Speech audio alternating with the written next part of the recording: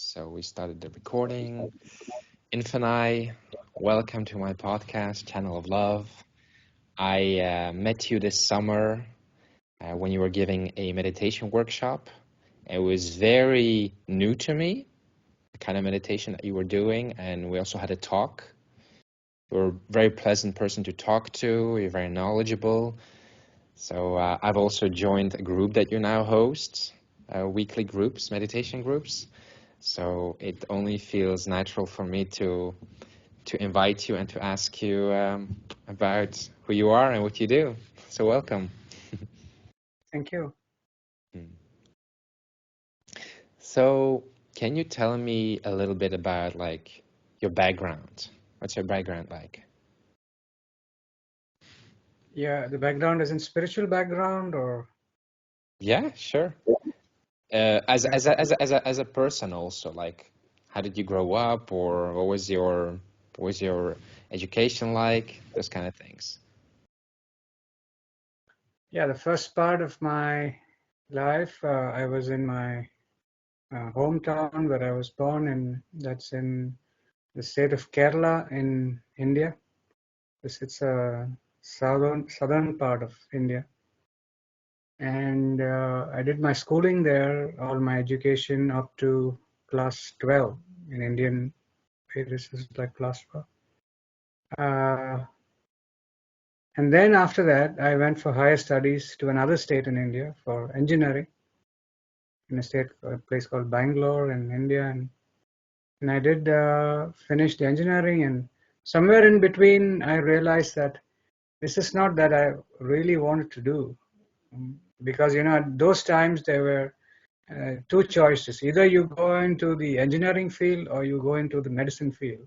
I mean, the place that I was in, that was the most sought after educational paths. Yeah, I didn't like much of the medical fields, and I thought, okay, this was the only option. So I thought, okay, we'll go like this. But after the first year, I felt that this is. I was not. I'm finding a little uncomfortable, and I realized that, yeah, like I said, this is not really what I love to do, but I have to do it because you need a degree and all those things. And so yeah, I just went through it for the next 3 years, and then the moment it was over, I yeah, in fact, on the last day of my exams, I had a practical exam, and the exam got over by the afternoon. And in the evening, I was talking with somebody for doing a marketing job. So, yeah, on the same day. So yeah, in between, because during my studies, I had a gap of a year because yeah, I was not so good in studying, and I didn't like the subjects that I was studying, all this thing. And so then I had to sit back for a year, and during that year I was working. And that opened up a different perspective, and that's when I felt, yeah, I fell into this, and somehow I have to swim out of it. So because, yeah, okay. And then I went through the motions, and then during my last year, I was I had I came into a situation where I was having some problems with relationships around, my friend circle, and suddenly a lot of relationships started breaking away, and then I realized, uh, maybe there is something wrong with me too, because I can say that there's something wrong with that person, but I said, hey, there's one thing common among all these, and that is me. So maybe there is something wrong.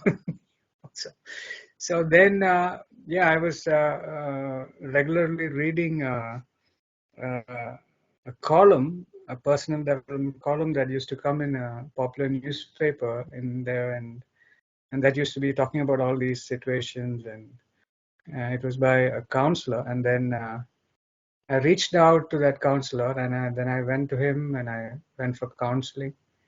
and that changed my life completely. And so after that, my grades totally changed, and the last year I did so well, and I got a distinction in the end. So I mean, yeah, okay. So till then I was really not interested and all. But I also had this. What inspired me actually to go into this counseling at this stage was when I was young. There was a situation where I was in a relationship with somebody, and so at that time, my grandfather, what he did, he was a retired judge, and so there are a lot of people used to come to him for advices, people in society, and he was quite well respected there, and among many different sections of society. But when the situation came, he took me to a counselor. He took me to a priest who had a counseling center, and I very willingly went with him. But that surprised me, because why did he take me to a counselor? He could have easily advised me. Because there are a lot of people, in the society. I'm seeing, people coming to the house, people are meeting him and asking for advice. And he could have easily advised me. He had, I had great respect for him, and but he did not advise me. He took me to a counselor, and later on also there was another situation that came up, and he did not interfere. That he referred to an expert. So then I realized that he took me. He knew that he was not. Of course, he gives a lot of advice, but he was not an expert in that field, and he would rather prefer that he took me to an expert. A counselor is much more, much more knowledgeable in that particular field, and there he chose me, and that actually had a great impression and impact on me.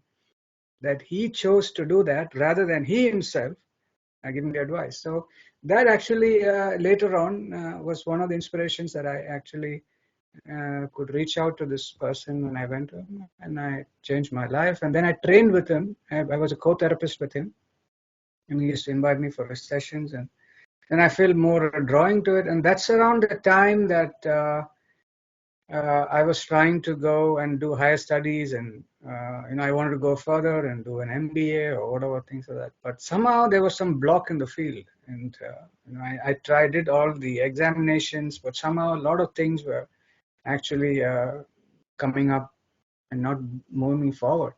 And then one day, after having put so many hours and preparations into it, I sat with this counselor and asked him, what is happening? Can you just tell me what is actually happening, because all these blockages coming. So that's around the time where this book had come, the Celestine Prophecy, or I think it was around that time there. So I asked him, and I remember he gave a talk to me. He talked to me for about 3 hours, and I don't remember what exactly the conversation was, but all I remember was after 3 hours, after the end of the conversation, I realized that I'm going to drop it. All the preparations that I had done till then, all the aspirations and hard work and everything that I had done, I thought I would drop it and just let it go, and whatever comes in. And that's when, I was in Bangalore, and that is also the place of the Art of Living. If you've heard, Art of Living is a very large spiritual organization spread all over the world.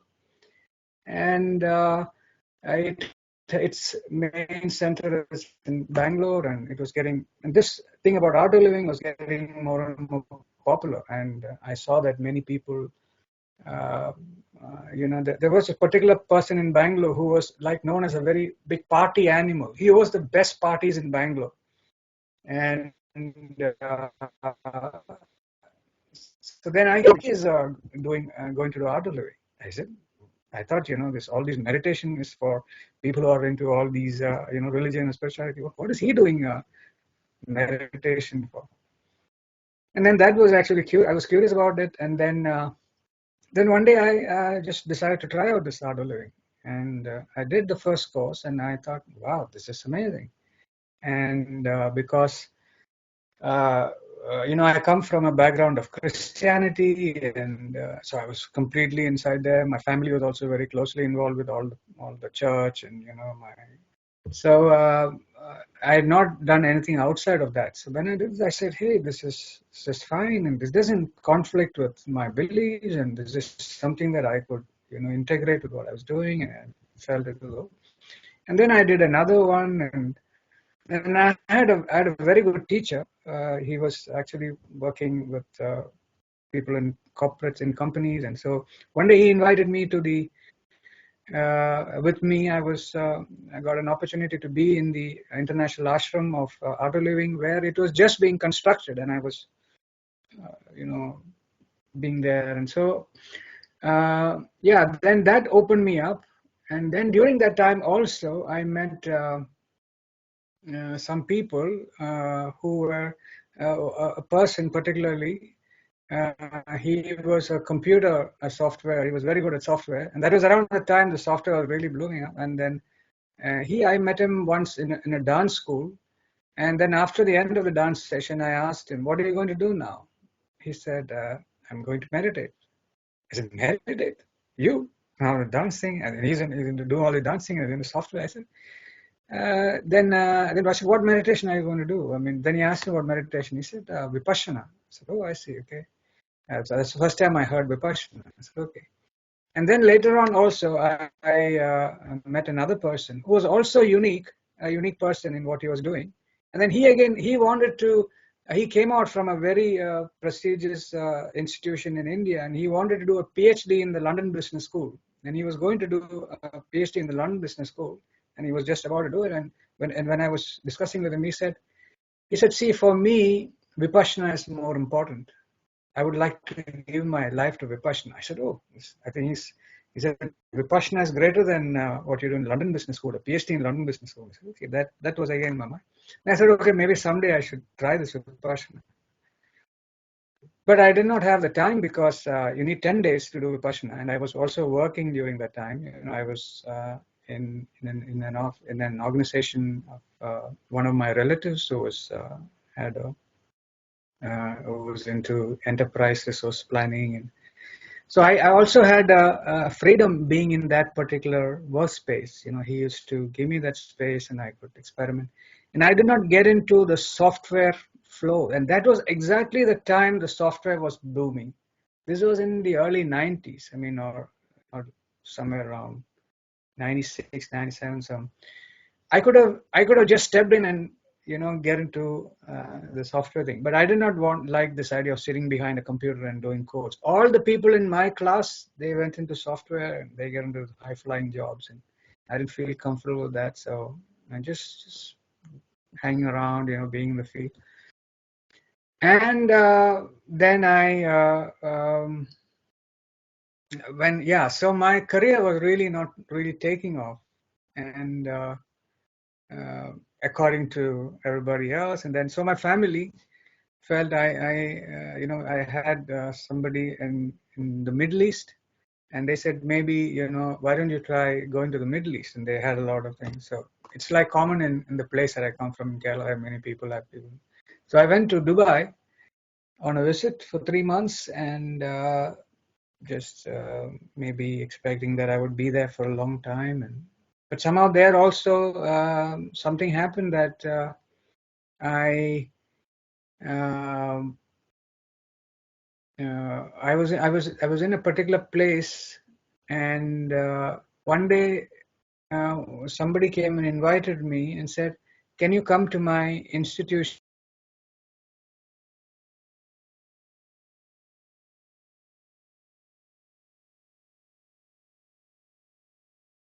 Are you there, Igor? Yeah. I'm Okay. here. I'm here. I'm here. He said he had an institution, and he said, why don't you come to my institution? So I went there, and then he asked me, "Can you do a training session here?" I said, "Yeah." I mean, he said, "We have students here. Can you do training?" And then I was quite surprised because I had never done a training before. And I didn't know why he just suddenly called and asked me, "You can do a training." I asked him, "Why did you feel, what made you think that, I could do this training? So he said, no, he came to my room. He had happened to be close in my room, and he said, because it was an open space. And then he said, I saw the books you were reading. I said, okay, so maybe you had some offer. Then I offered to do that, and then it happened to be a good training, and then people liked it, and there was other people.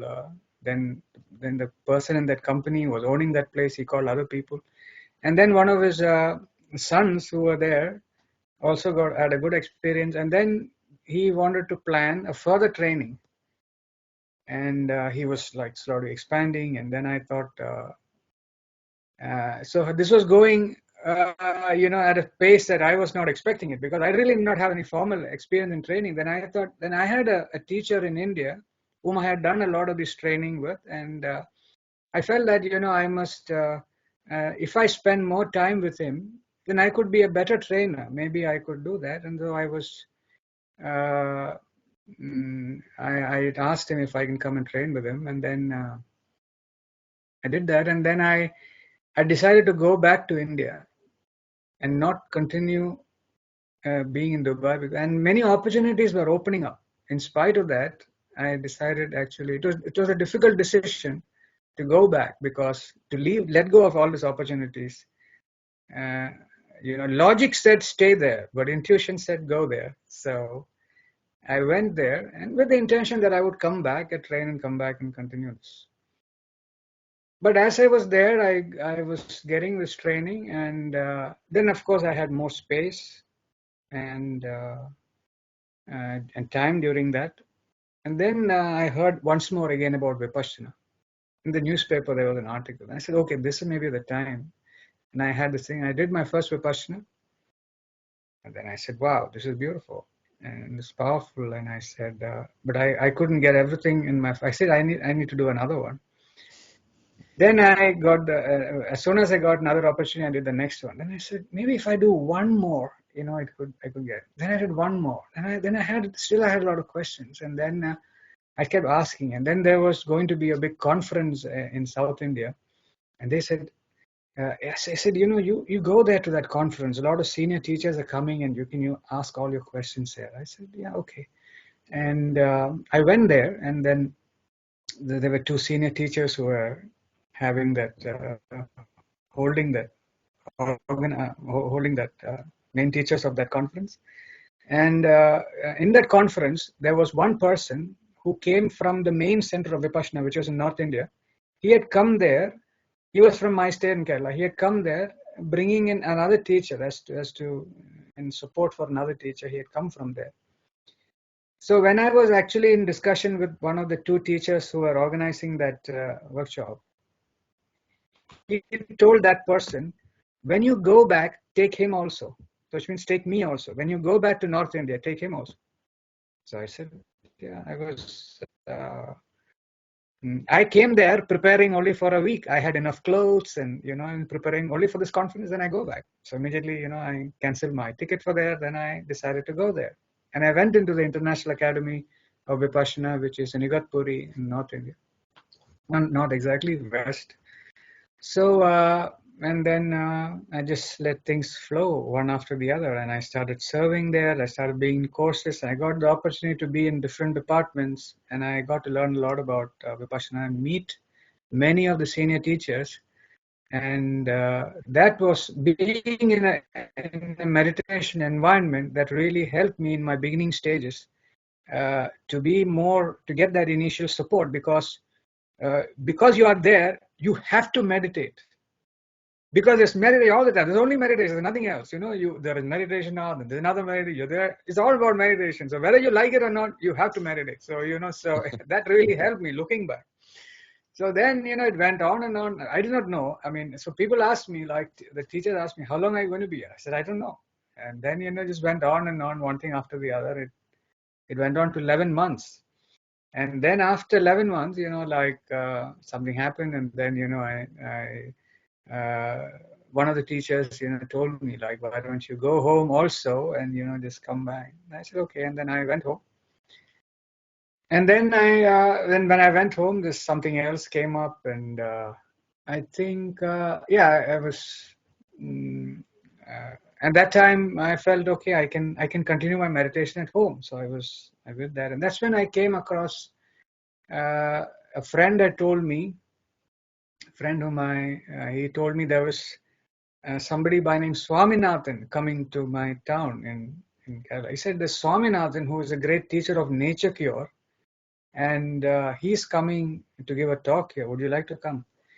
I said, I don't know who is Swaminathan, and I don't know what is nature cure. First time hearing this word nature cure. But anyway, because I felt, because you are calling, I felt he was a very special person, and because I'm just having too much sun in my face. Can I just shift a little bit? Sure. See properly. Okay, so Swaminathan was coming, and I decided to go just because he called me. And I went, and I was in the audience, and I saw this man talking. And I said, wow, I don't know what he's talking, but one thing I know, that he surely knows what he's talking. He has sure conviction about what he's talking. And that was really is a power talk there. And then that stayed in my mind, and then it went on. And then one day a situation came that it was a physical situation, and then I decided that maybe why don't I try nature cure? And then I went to the nature cure person, and I was very surprised by how he handled the entire situation. You know how he was asking me the questions, and then I decided to try that. I went into it, and then I was surprised. I got results in 24 hours, and that really amazed me. Then I said, wow. I mean, then I went deep into that. I immediately had the conviction that came from my experience, and then I went quickly into it, and in 2 weeks I was a totally different person. I was looking totally different because I changed my diet, and I started going on a raw food, and then people around me also saw that I had actually really my physical structure changed. And so then I wanted to learn more about nature cure.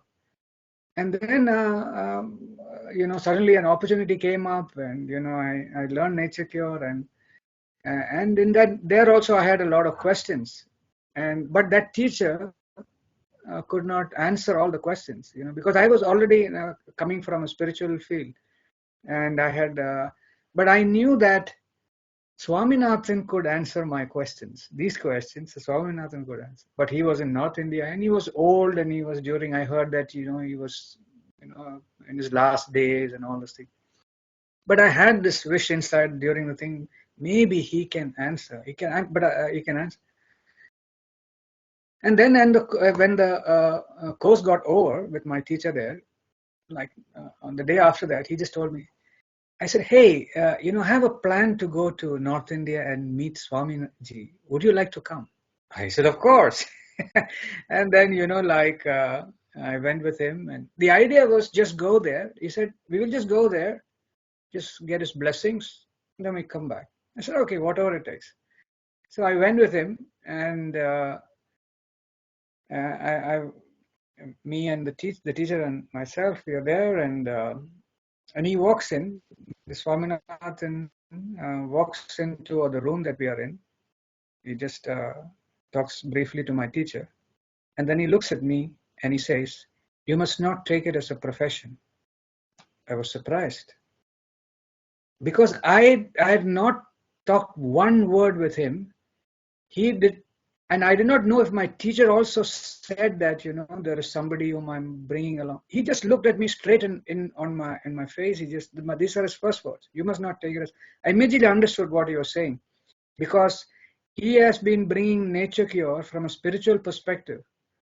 And there were many people actually who learned nature cure from him and made it into a business, and made it very commercial. And he did not like that. And he did not want people to train people and then bring it, and to lose the spiritual aspect of it. I understood it immediately, and immediately I said, of course, I like that. He said it, and I was excited because that meant that he's going to train me. So I said, wow. So and then it went on. We were together, and it just went on for a couple of days and for a week. and then something happened. Then I felt that I wanted to train more, and I asked him, and then he agreed. And my teacher decided to go back, and I decided to stay. And I thought maybe another 15 days. And in fact, 15 days.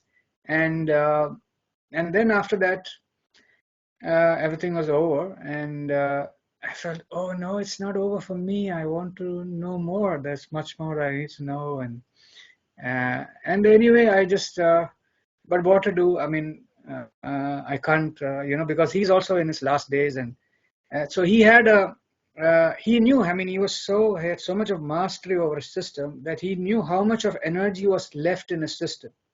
So he had two choices: that invest that energy in training a person. He was also writing a book. Yeah. So I mean, working with me means investing a lot of energy, because I was asking a lot of questions. And I was like he's used to working with people who are very, very senior in nature, who have 10 years, 15 years of experience come to him, But now I'm like a total beginner, and I ask him all really, basic questions. But then on the last day, I told him that, okay, I will tell the person that I'm staying that I'm going, and I will, come back. So he told me to come and meet me before you go. I said, yeah. And then when I met him, he said, there are some more things actually to be taught. I said, wow. And so he decided that he was ready, and I was excited. I got in, so he decided that what he would do, there were other two senior of his students, and I would go to them for the basic questions, and then come to him for the advancing. So he decided for that, and then it went on for a couple of months, and then finally, after 2.5 months, the time came where he was going to leave his body, and then he left his body, and then I decided, I stayed around for some time, and then and I decided, oh, I've come all the way from South India to North India, and I heard a lot about the Himalayas. So I thought, oh, I'm here. Why don't I? It's just a little further, so let me just try there. So then this opportunity came up where I could do a 2-month course in the Yoga Vedanta Forest Academy in Shivananda Ashram, Rishikesh. And then I went there, and I did the course. And because Swaminathan actually was from Shivananda Ashram, he also had his teacher was from there, Swami Shivananda, one of his teachers. And I went there, and wow, that was a powerful course. 2 months of really, it was like cluster bombing. Like, every teacher, all these people who take these courses by monks, they are all as being in the spirituality, each person, coming with a special expertise on a subject, and each person coming and as if dropping cluster bombs, inside, and boom, boom, boom, boom. It was like opening. So I could hold on for 1 month. It was because of, some meditation, all that. And after that, it was like totally off. And after the course got over, after 2 months, I said, I need to meditate on this. I need to reflect. I cannot go back to Kerala now, to my home. I need to be around here and to reflect on all these things. So I was looking around a place, where can I be in Rishikesh, where I can meditate for a long time.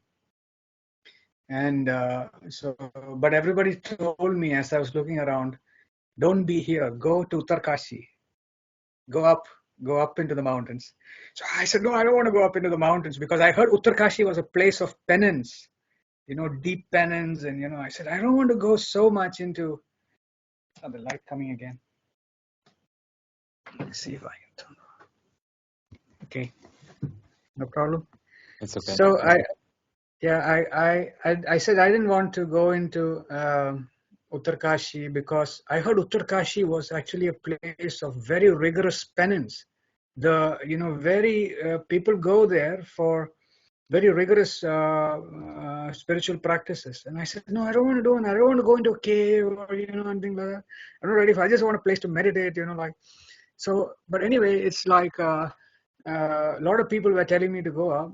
And even again, logic was telling me actually to stay here, but a lot of things happened around the intuitional field that was pushing me to Uttarkashi. And I didn't have enough money with me also, that I was taking a risk, going there. And all the time, on the time I came to spirituality, I'd really exhausted all my financial reserves, and everything happened, one thing after the other. And I said, even if I go to Uttarkashi, even if I don't find a place, I may not have money to even come back, But anyway, I just depended on my intuition and surrendered to my intuition, and I went there, and I met the Swamiji, and he didn't have a place to stay there. So I was told that I could go there and look for places around. So I was going there, and I was still in my normal clothes. And normally in that area, and as a spiritual aspirant, a sadhak, at least you're wearing white and going. So I went to this place, and I was looking around for accommodation. And when I was going, one person, I met somebody on the street, and I asked him, and I said, I'm looking for accommodation. And he told me, you are looking for accommodation in ashrams here, wearing this dress? He said, at least you wear white and you go around. So you are recognized as a spiritual aspirant. So I said I had in mind, and I came back, and I did not failing wearing a white and white, because why should I wear a white and white just to get an accommodation? In fact, I didn't come here because I really wanted to come here. The universe brought me here, so it should. I'm expecting that it opens a place for me. So every day I used to go looking around for these places. So Swamiji used to ask me, okay, where all did you go? What all happened? So when I came back that day, I said, yeah, I went to these places and I met such and such happened. And I tell Swamiji, I don't feel like wearing white and white just to get an accommodation. And he said, don't do that. Wow, I liked it. I like that he said that, I don't wear white, don't do that. But then when he saw that I was sincerely looking around, and, after a couple of days, he told me, well, I don't have much facilities, as you can see here, but if you like, you can continue to be where you are staying now. And I said, of course, there's more than enough for me. I just need a place, I just need a bed, and, and there's enough thing. And of course, I indicated to him that, I don't have money. I cannot, I said, I don't want to be a burden on you, like that. He said, no, you're not a burden on me. And then, one thing after the other, I just wanted a place, and I had this free space where I could just be on my own, meditate. And I was doing that. It went on for a long time. One thing after the other, again, it went on to 11 months. Swamiji also asked me, like, how long are you going to be here? And it went on for 11 months. And at the end of 11 months, my father really requested me actually to come back. And then and I said, okay. And then I went back because he thought that I left everything. I went into the Himalayas and, like so. So I came back, and when I came back, I was at home, and that's when I actually got into. And when I was in the Himalayas, actually, I got connected to Yoga Vashisht teachings, which the Swamiji was doing, which is known as one of the highest Indian philosophies. And that was a good training for me. And when I came back, I continued my meditation at my house, and then that's when I came across something called Pranic Living, and that is the energy field. And so I got some initial introductions into that. And as I was doing that, I was continuously watching television, all these spiritual programs that come on television. That's when I came across something called Shiv Yoga, and I met Avadut Shivanand online on this television, and I said, wow, this is amazing. And a lot of things were actually not exactly in harmony with what I was doing with my previous practices. But he was, once he said that, he made a statement that whatever you're doing, if you do connect with the infinite, that can really accelerate your thing. I said, wow, that caught my attention. And then when he had a program next, I decided to go for it. Then again, I went back to North India, Rishikesh. And then that was an amazing program for me. That was on working on past lives he was going to do on. So that was a mission. And then I decided that I want to do more of what Avadut Shivanand was teaching. And then I remained in North India, in Uttarkashi, and then I started going and attending a lot of programs actually that Avadhut Chavan was doing. And that went on for many years after that. It started in 2009 and it went on till 2019. And then he was talking more about the infinite, and when I was connecting more and more with the infinite, I felt, wow, this is like the end thing. It's as far as you can go. Beyond infinite, there's nothing. This is like the final thing. But there was one thing that I was not getting there, which is one thing that when I started working with these very high energies, my food requirement really came down, and I was really, really dropping food, and it was just, and that was really, I was wondering how to work with that, and I was having these experiences, and then that's when I just came across breatharians. These breatharians are there, and then I got connected to the breatharian family, and once when I was in the Himalayas, I learned that one of popular breatharian in the world by name Elitom Alamin, he was in India. So I said, wow, that was a great opportunity. Let me learn with him and I can know that. So then I tried to connect with him, and then I thought somehow I could not go for the programs because the programs were very expensive. And I said, I just couldn't afford so much of money. And I tried to tell the organizer that, I say I'm a spiritual aspirant. I don't have but somehow that was not going through. And then I thought, why don't I invite him to the Himalayas? Maybe he likes to come here and to the ashram and be here. It's a good place. So then I invited him, and he was ready. Yeah, he wanted to come there. He had not been to the Himalayas before, and so I said, yeah. And then I thought, why? If he comes here, how about having a program here? So he was ready for that, and so I was ready to have the program in the organization and in the ashram, and that happened, and so he decided to have a program, and then we decided. Finally, it ended up that the program was only for the monks. It ended up that the program, only the monks were actually taking part in the program. Monks and really people who have been in spirituality for a very, very long period of time. And the entire program was given as a service. There was no fees charged for the program, and there were monks coming in from Rishikesh, and and that is a great thing that happened. And one of the things that actually happened, when it was an 8-day program, and after 4 days, he was using a lot of Tai Chi and Qigong and all those things. And after 4 days, it was the first time that I had come across somebody who was really living on light for a long time, and that I could verify some of my experience. And after 4 days, he said, "This is it. You keep doing this." And I was surprised. I said, "That's it? That's all you need to do?" He said, "Yeah, that's all you need to do." Moment I realized that if this is all that you need to do, I felt I already had a practice which was giving me good results, and in some way I felt and that practice was also spiritual, not just working on breath, on being without food. It was also taking you to the heights of spirituality. So I felt somehow that I was tuning in more into then I felt, hey, my practice is good enough. I can just keep doing whatever, because I was getting, in my practice, I was already getting whatever he was explaining.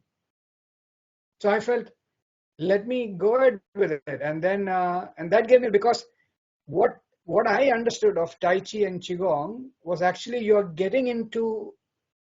you're creating body positions to invite energy. Whereas in what I experienced is that when I was inviting energy, my body was actually going naturally into these positions of Tai Chi and Qigong. I was not coming from when Tai Chi and Qigong I saw was coming from the physical to the subtle, whereas for me I saw my process going from the subtle to the gross. And that was the spiritual part of it. And so I thought, okay, all I need to do is just carry on with what I'm going.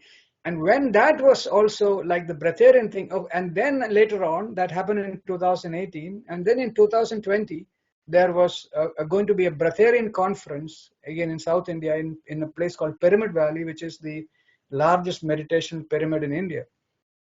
There was to come the most respected Breatharian of the whole world, Prahalad Jnani. He was living without food and water for 82 years. So he was going to come there, and I went there. I was supposed to be organizing with this thing, and so I went there, and the program was going on, and then there was a particular day that the next thing was Prahalad Jnani was actually going to come. That was the next event. So all of us are waiting there. All the Breatharian masters, teachers from all over the world. They are there. And who was there? We are all waiting. And suddenly, like when I'm standing there, I see a car coming. And this is a very, very part of the thing. And I thought, I mean, car could be many other people coming. Then I felt, is it Prahlad Jnani? And, you know, like, so maybe. And I just came out of the group and I went there to check because I was part of the people who are organizing it. And I said, and when I just looked, I saw people coming out of it. Hey, it doesn't look like him. And I was like, got closer to it. We came face to face.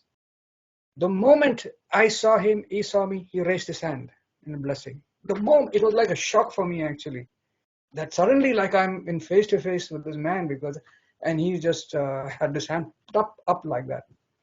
And then suddenly I was saying, where is the main organizer? You know, I'm not supposed to be receiving him. You know, she's supposed to be receiving him. And but anyway, I mean, it happened. And then I just immediately announced, hey, he's here. And, you know, so I brought him in. And then by the time she was coming and we were walking inside and yeah, it happened. And suddenly his team was also there. And because I happened to be speaking Hindi and, you know, or I could connect with his team. And so I was the person who was the contact person between him, his team, and, you know, all these things. So suddenly, like, he was going to give a talk. And then I was asked, you know, to translate that. I said, okay, all right, fine. And then so it happened. And that was a beautiful moment when he was giving the talk. And at the end, there was a special connection that, you know, I felt with him. And then later on, I had this feeling that, hey, I'm on this path. And I felt that, you know, maybe if I spend some time with him, I could really get a push. So I requested the people in his group, you know, I said, can I come and be with him, you know? So then they asked him, one of the lady who was there asked him, can he come? And he said, okay. And I was, wow, that was really amazing. And then I felt, normally, actually, I would have really jumped and gone into, immediately followed him. But something happened that I could not go actually at that moment. And I said, okay, I've been in this conference for such a long time. This conference was going on. And maybe I should reflect on this, what happened during this Breatharian conference. This is a beautiful meditation pyramid. I'd reflect on this. And then maybe after some time, I'll go in. There's no hurry. What's the big hurry in actually doing that? So that thought came. But what happened, this was in the beginning of March 2020. And then suddenly came the lockdown. And I was caught up in that pyramid. And it was a beautiful place to be in a lockdown, in a pyramid valley, you know, like so. But of course, it was going on for a long time. And then one fine day, during the lockdown, which went on for a few months, I realized that he passed away. And then I said, wow, I lost the opportunity of my life. Like, here is the man. It's like a 1 in a billion, not in a billion, 1 in a few billion people. You know, I get an opportunity to be with him. And I could have been, I would have been like maybe his last student, you know, like I was the last student of Swaminathan. I would have been like, you know, like a last student of, you know. but I missed that opportunity. And at that time, I was also in the pyramid. I used to go every day and meditate in the pyramid. And one fine day, they said, you cannot come into the pyramid anymore because there is this lockdown restrictions and, all those things. And we are going to close the pyramid and we cannot allow the pyramid for opening. So here I was in the lockdown and I was thinking, and I was I was sad because I lost this opportunity. I was sad because I could not be with Prahlad Jnani and I lost that opportunity. And I was also sad that I could not meditate in this pyramid. So then I asked somebody, I asked myself, why am I sad? I'm sad, and it's a good thing. I thought, okay, see, if I meditate in the pyramid, it's good actually. See, for me, it does good for me, and when I do good for me, I share it with other people, like that. And also, if I had trained with him, I would have taken that. It would have been good for me, good for everybody. And although it was a good thing, it did not happen. It made me sad, and then I realized the sadness came because I was limiting what I wanted to. What I wanted was limited to time and space. That Prahlad Jnani was available only within a certain time period. He was available only in a certain space. Yeah, and I could not go there, be in that space, or in that time period, I would not be there. Also with this pyramid, I was limiting myself that I could get this because at that time somebody asked me also, you are usually in North India, you're in the Himalayas. Now you're in South India. What do you feel actually? Because being South India for a long period, being there in North India. Then all these questions came up. That's also in this pyramid. The sadness was there because I could not be in the pyramid and meditating. Because I could get much more out of my meditation that I'm doing a being pyramid. So again, there was a space limitation. I was attaching to a particular space limit. So I said that limited me. That I could get an experience only if I was in that space or only in a certain time period or something like that. Then I felt this is something I need to break because now I'm here. This is the reality. The reality is what I'm experiencing right now. The nature has placed me here. It's a lockdown, all these kind of things happening. How can I get what I want where I am right now? I can't go into the pyramid. Prahlad Jnani is not there. What do I do? How do I get what I want? Then I realized I need to snap out. These are my limitations. And that was the final thing that broke down. I said, now I have to open up to the infinite. What I want, I can get. I cannot get it within the time and space. I have to reach out, to the infinite energy field. That actually was the final, thing that dropped away. And then I came into, I continued my meditation, and then I had suddenly then this Corona thing came up. This 2020 was there, and I during that time I had met somebody from Netherlands, and she had come down and she was with me during this period. And when she went back, she had invited me to Netherlands, and as I was planning to come there. I saw that this was the end of 2020, and suddenly I was planning to come there in January 2021. I saw that Netherlands was completely red. This red means like it is Corona highest risk kind of thing. So and then people were panicking in the sense that nobody knows what to do. Everybody's calling each other, what to do, and everybody's not knowing what to do. And then I saw that everybody just stressing out more, and the stress levels are increasing and stress is continuously generated. And that time I felt, hey, I mean one thing I can do, I really don't know how, what is the solution for this corona virus or whatever, all these things, but one thing I know, how you can stop generating stress in your system. I said I have a process where you can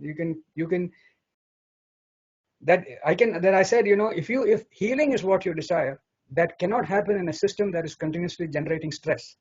And in this way I can help. Like I have a process, and I know I can share with you.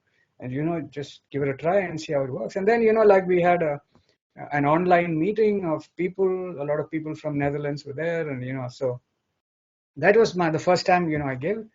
And then people liked it, and they had a good experience or something. And then one thing then I came to Netherlands. The next month I was here, and then I met the people, and we had these meditations, and so then one thing after the other, it came up, and then I went back to India, and then the meditations continued online, and then again I came back here, and then now it's much more regular, and now it's going around also in live locations.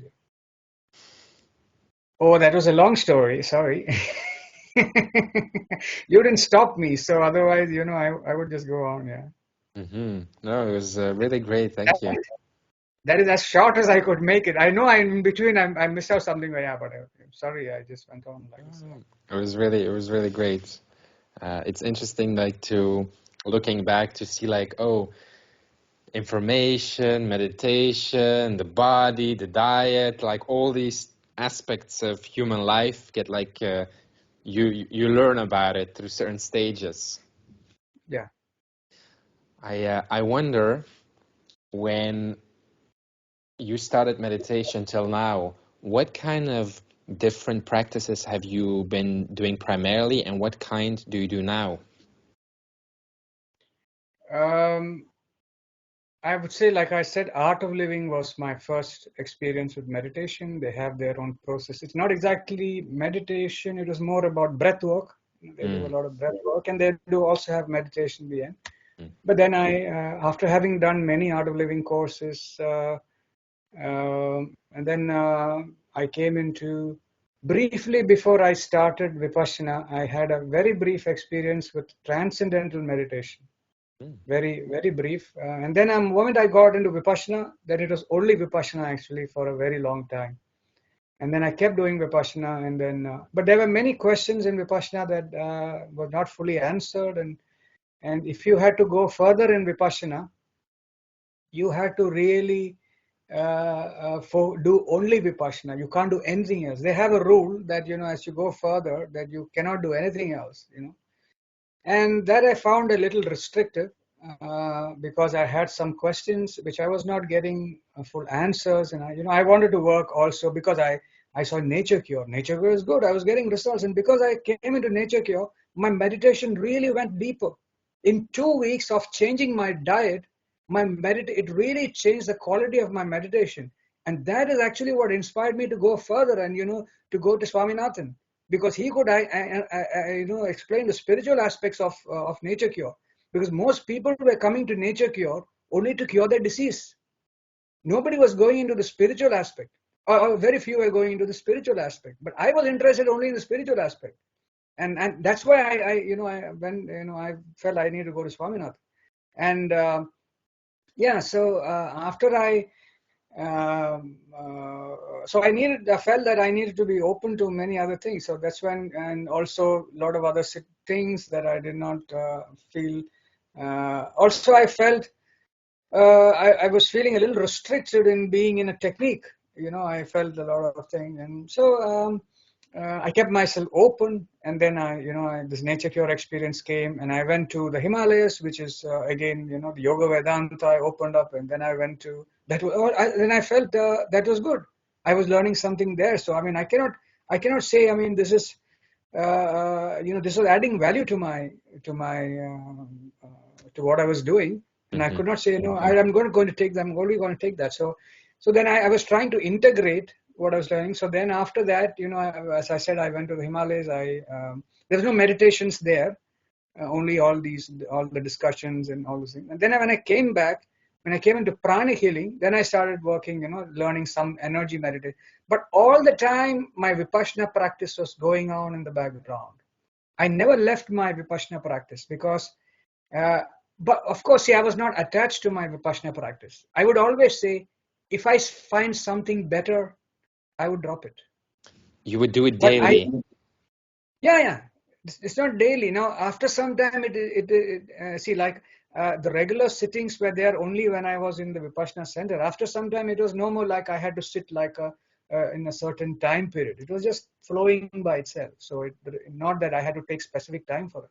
It became part of my life and part of my every thing that I was doing. So and then I came across Pranic Living things, and of course holding on to Vipassana. I was not leaving Vipassana. The base practice. The base practice for me was always working with it because I did not feel anything that could replace it. If I found anything that was better, I would replace it, of course. But I did not find anything. What was the base practice? Is it just the body scanning? Yeah, the base practice of being with the sensations, being aware of the sensations and being equanimous to the sensations. And then actually over that, and as I was working with with Pranic Healing, I got to be aware of the energy field, slowly, and the energy body. The energy body, because Vipassana is working only with the physical body. It's not working with and it's a reality that we have the energy body. And so then I started getting information about that. It was helping me. It was helping my meditation. But as I was doing that continuously, I was going, as I said, being with Vipassana. And I was trying to see what I could get from there. And I slowly started integrating that here, there. And then, like I said, I went into Shivyo with Avadut Shivanand. And there I learned all these practices, when he was opened up to the infinite and working. Even then, I was still maintaining my Vipassana practice, even during anything that conflicted with my Vipassana practice, I would not take it. Because I knew, I was sure, by that time I had already conviction that in the path of the Buddha, because in the beginning I had a lot of doubt. I examined it completely, because I felt that if I have any doubts on my spiritual field, on my spiritual path, I felt the last person that I need to go to is the Buddha. Because I know that I can get my questions, answered there. And that conviction I had. So I felt, I was integrating things from many places. And I was, and that was helping my practice. I wanted to make my practice much more easy, simple, because what I felt was, even when I was doing these practices, I felt that, this Vipassana was very good, but I was not really enjoying my practice. I wanted to get more out of the practice, and I wanted to practice it for a longer period.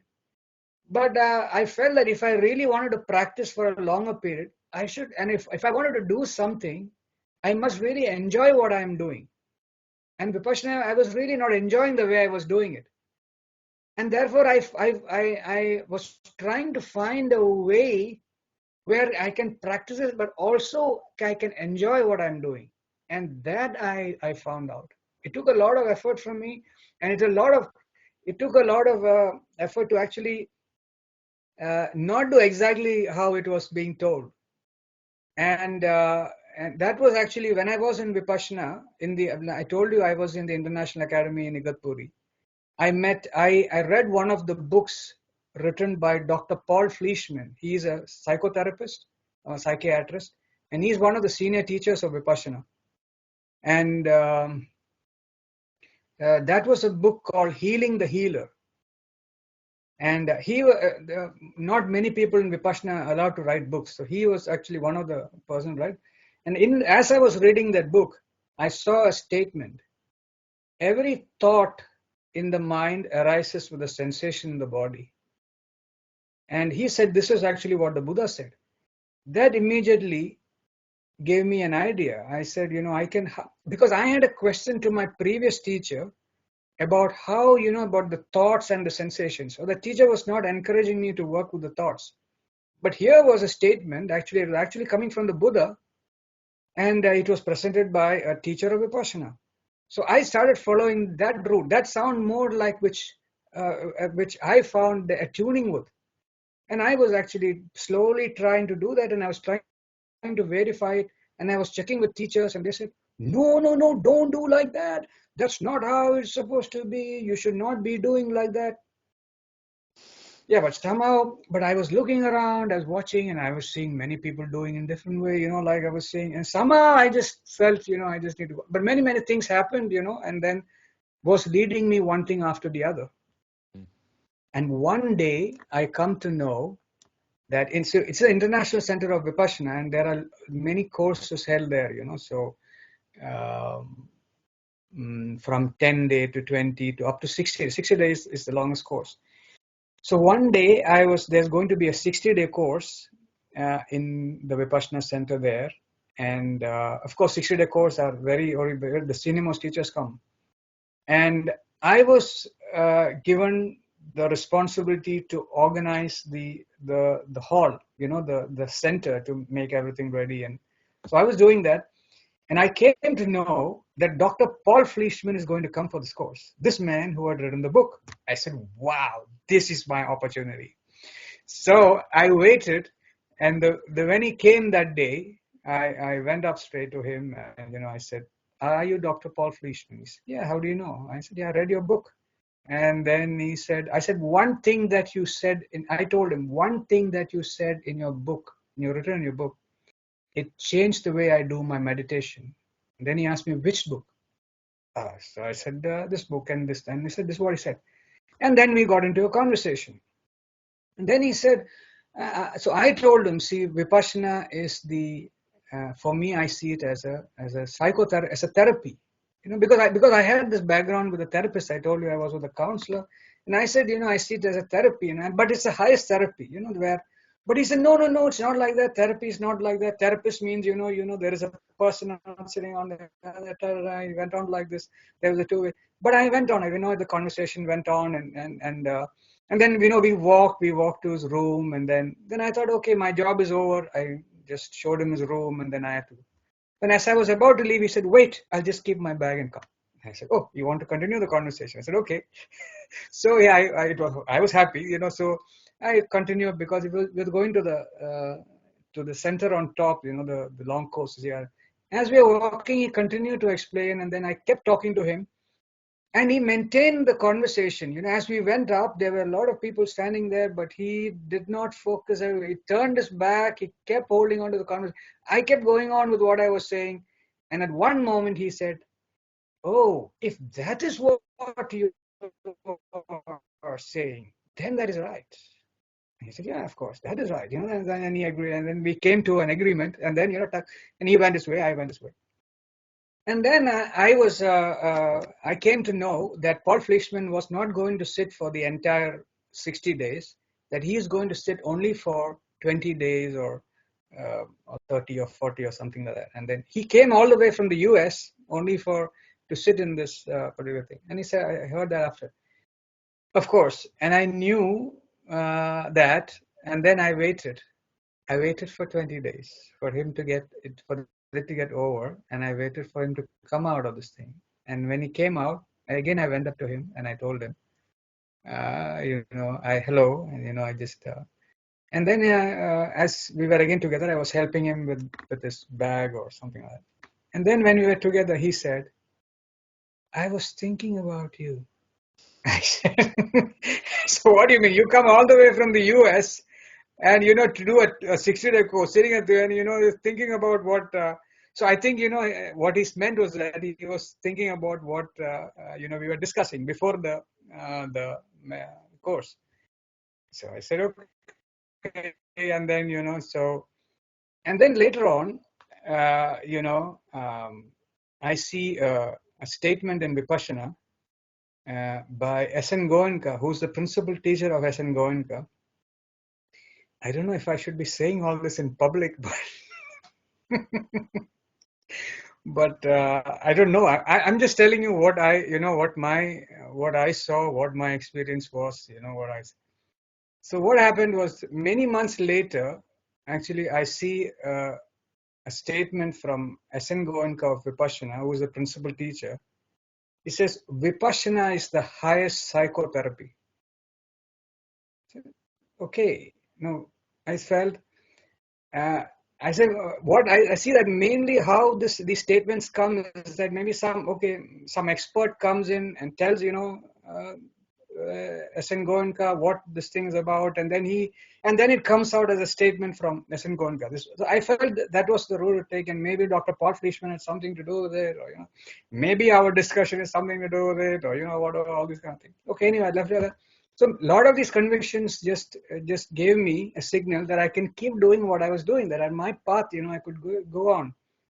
So that's why I felt that even when I was going to other meditations, I kept remaining in what I was doing. I was getting this conviction, and I went on like this. And finally, from there, like I said, I went to this thing, I went to Pranic Healing, and finally when I came to Shiv Yoga and I did all these things, Shiv Yoga also, a lot of them, in the practices, they use a lot of mantras and, for chanting also. I was not doing that. I was just continuing with my Vipassana practice. And I started in 2009. I went up to, in 2018,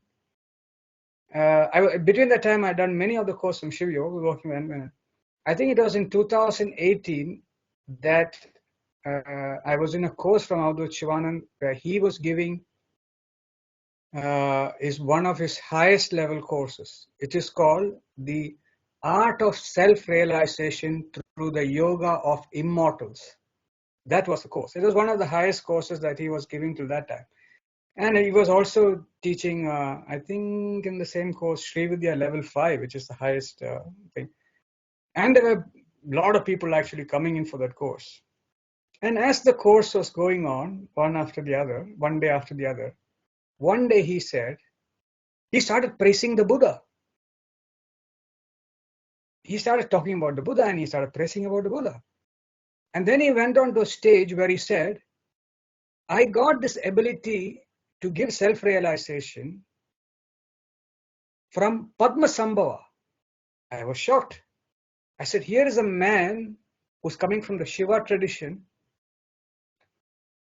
I really don't know if I should be saying all this. But of course, this happened in public and, there were everybody there, this. So, I was looking at myself, I said, hey, here is a person who's coming from the Shiva tradition and he was praising the Buddha.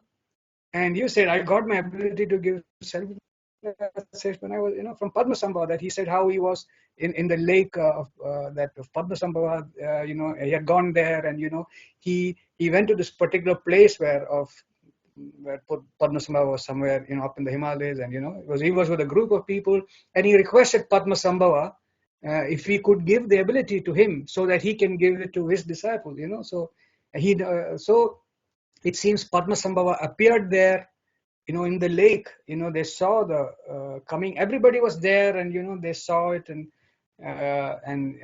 he felt he got the blessing and then, and then after some time, he said one day that I have a lot of respect for Goenkaji.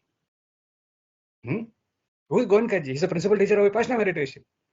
So then suddenly I felt, that I kept holding on to my practice, and finally after 10 years, I hear it from himself that he's, how much he respects, the Vipassana and the Buddha and, all those things that he was saying.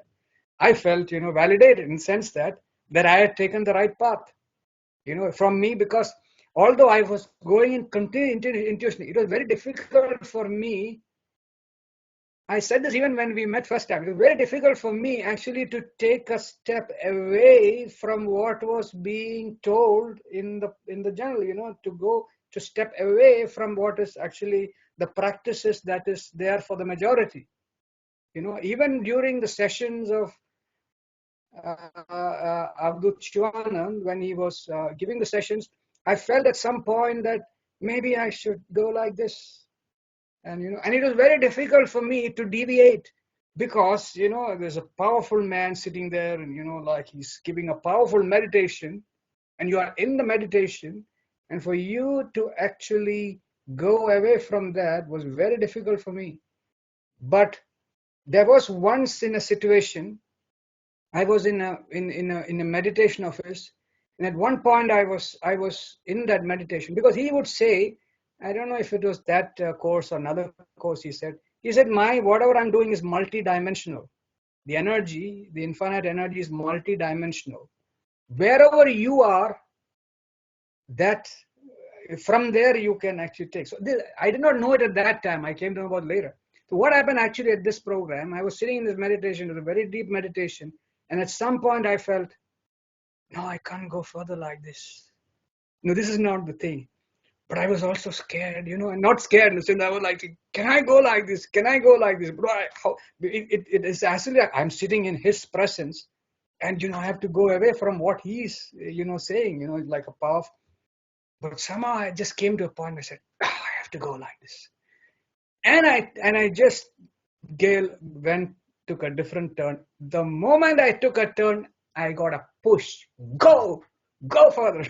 Then I said, wow. And I felt, boom, go. And I went further. So, and that was, a great experience that, like everywhere that I felt that I need to have my own, where you find that kind of thing. So, and that is again when, if you find when in these meditations, when we are doing, every time you hear continuously, I'm just continuously repeating, follow your internal guidance. Because everywhere, if I'm saying, like, go, focus on the sun, and if you feel like focusing on the moon, then you should be focusing on the moon and not focusing on the sun because I said focus on the sun. Because you have to really, your internal voice is more important. It is the voice that is with you all the time, continuously guiding you. The external voice is not there with you all the time. So, and that's why I continuously feel that, there should be a lot of freedom in the meditation. Freedom for the practitioner, which is not how I got it. When I got it, certain teachers would say, do exactly how I tell you to do. Do exactly as how you're told to do. Well, for me, actually, to come out from there to having, from these established traditions, it was not easy. Mm-hmm. It really took a lot of, I would say, a lot of things put together. But having come there and realized, that the freedom that I got from that, and that's, I love to share that, and that's what we are doing in the meditations. What is the purpose of doing all these practices? Like, where is it supposed to take you, or what effect is it supposed to have on you? Yeah, like the ultimate goal I see of human life itself is to be aware that you are the infinite, to be aware of one's infinite nature, to be aware of one's all-pervading nature. This is the ultimate, the highest experience, not actually an experience, the highest thing that you can get from human living. So this is where it ultimately leads to. And how does your practice help a person get there, or experience that, or become aware of that? Yeah, it's a step-by-step process going to the infinite. What you're doing is you are actually, most of us, they are disconnected from the infinite energy field. We are all living in, most of us, we live in, living in local environments. You see, okay, now I'm here, feel I'm in this room, the room is in the house is in this place that I'm in, it is in the country that I'm in. So most of the time, even this morning, we just, in the meditation that we had, that if I'm having an awareness that I'm living in a country, then which is right, it's a truth, but it's a limited reality. The larger reality is that we are living in the infinite space. Mm-hmm. So when I'm connected, when I'm in the awareness, if my awareness is that I'm living in a country, then I'm connected only to the energy field of the country. But if I feel that I'm living in the infinite field, in the infinite space, which is also the truth, both are truths. One is the complete truth, the larger truth. Once I open up like that, when I just maintain, it's just a moment, I can shift that awareness there. And immediately you're connected to the entire infinite field. By disconnecting, you're separating yourself. The first step comes with the connection, bringing that awareness. And once you are bringing that awareness, slowly, step by step, you're strengthening your connection. And by that, you're slowly expanding and becoming one. This is the process, step by step. Why would somebody want that?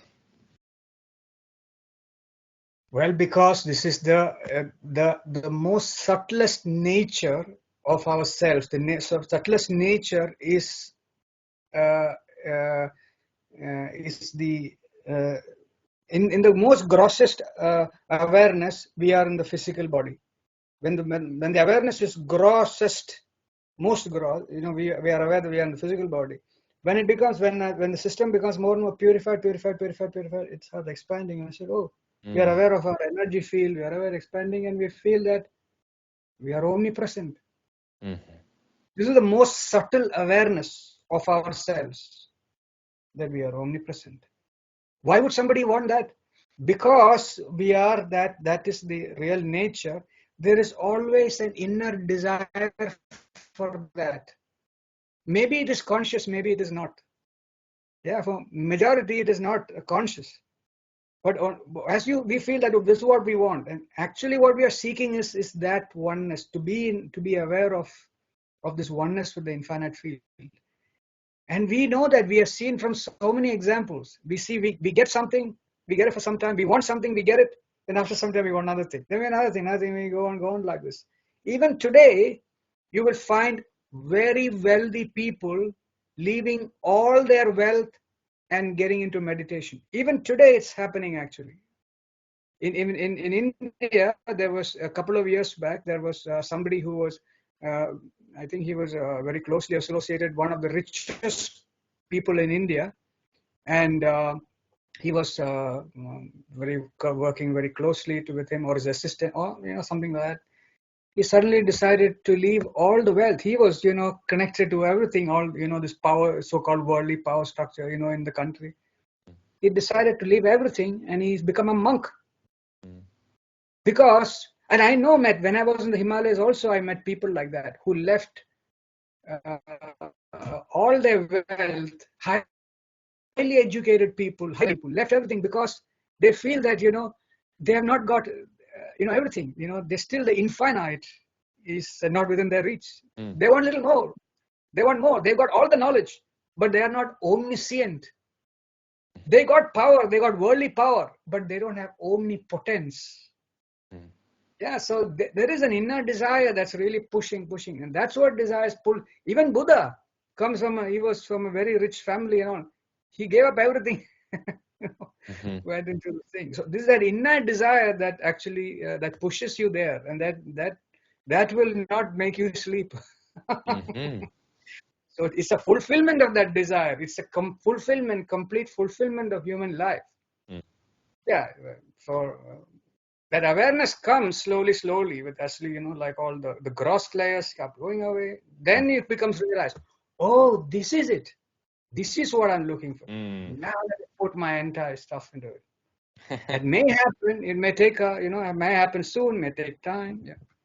There's a quote that recently I saw, and I looked at it today as well, and it's by Ramana Maharshi, and he says, "Jnana does not come gradually, or little by little, day by day. It blazes forth all at once in all its fullness when the practice has matured to perfection." And What did you say? Yeah, Dhyana. Okay, yeah. Dhyana, yeah. And then Nisargadatta also said, there can be progress in the preparation, sadhana. Realization is sudden. The fruit ripens slowly, but falls suddenly and without return. Yeah. Do you think it sounds true?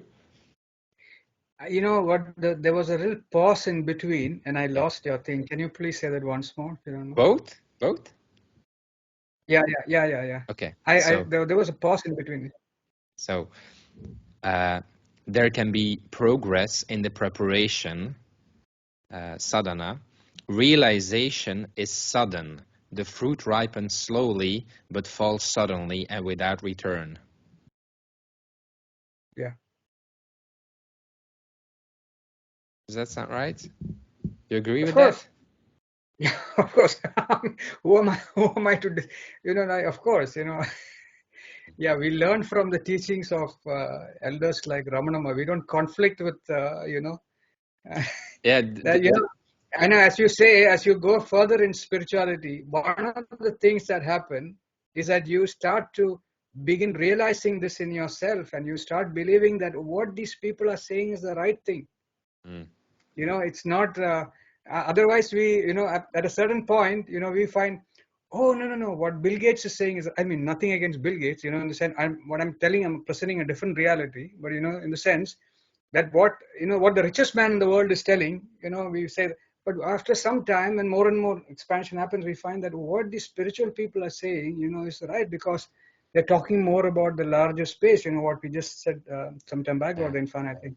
So that also a trust, a conviction comes in them, as from our own experiences, from the words, and we try to reflect on them, and you say, okay, that's right. And for me, exactly, this is feels so right. Yeah. And you start realizing that I was telling once in the class, that once you start going ahead on these practices, you will find that what they are talking is my experience.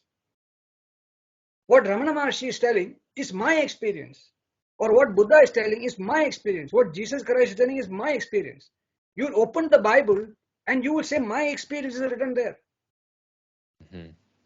You will find, as you go ahead in the practice. Now, what is these scriptures are experiences of these people. When you actually bring your experience to that level, you will find your story written there. Thank you for answering. That last quote, it was by Nisargadatta Maharaj. Okay. The first one was from Ramana Maharshi. What do you think is the difference between giving teachings to people and practices?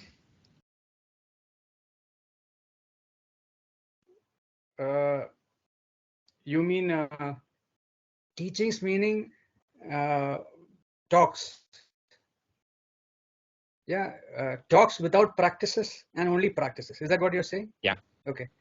Yeah. So there are in the Vedic in tradition in India, they say there are 3 steps actually. The Buddha also describes 3 steps actually to develop your wisdom. The first step is when you are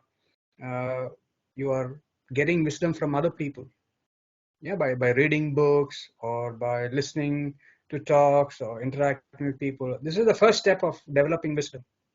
The second step is by reflecting on that, reflecting on what you have read or what you have heard or all those things. And the third step is actually experiencing it for yourself. So once you have all these talks, teachings that you said, finally end up in practices. Once you come into practice, then you don't go to those books at all. You don't, because once you're practicing, you're working with a dynamic reality.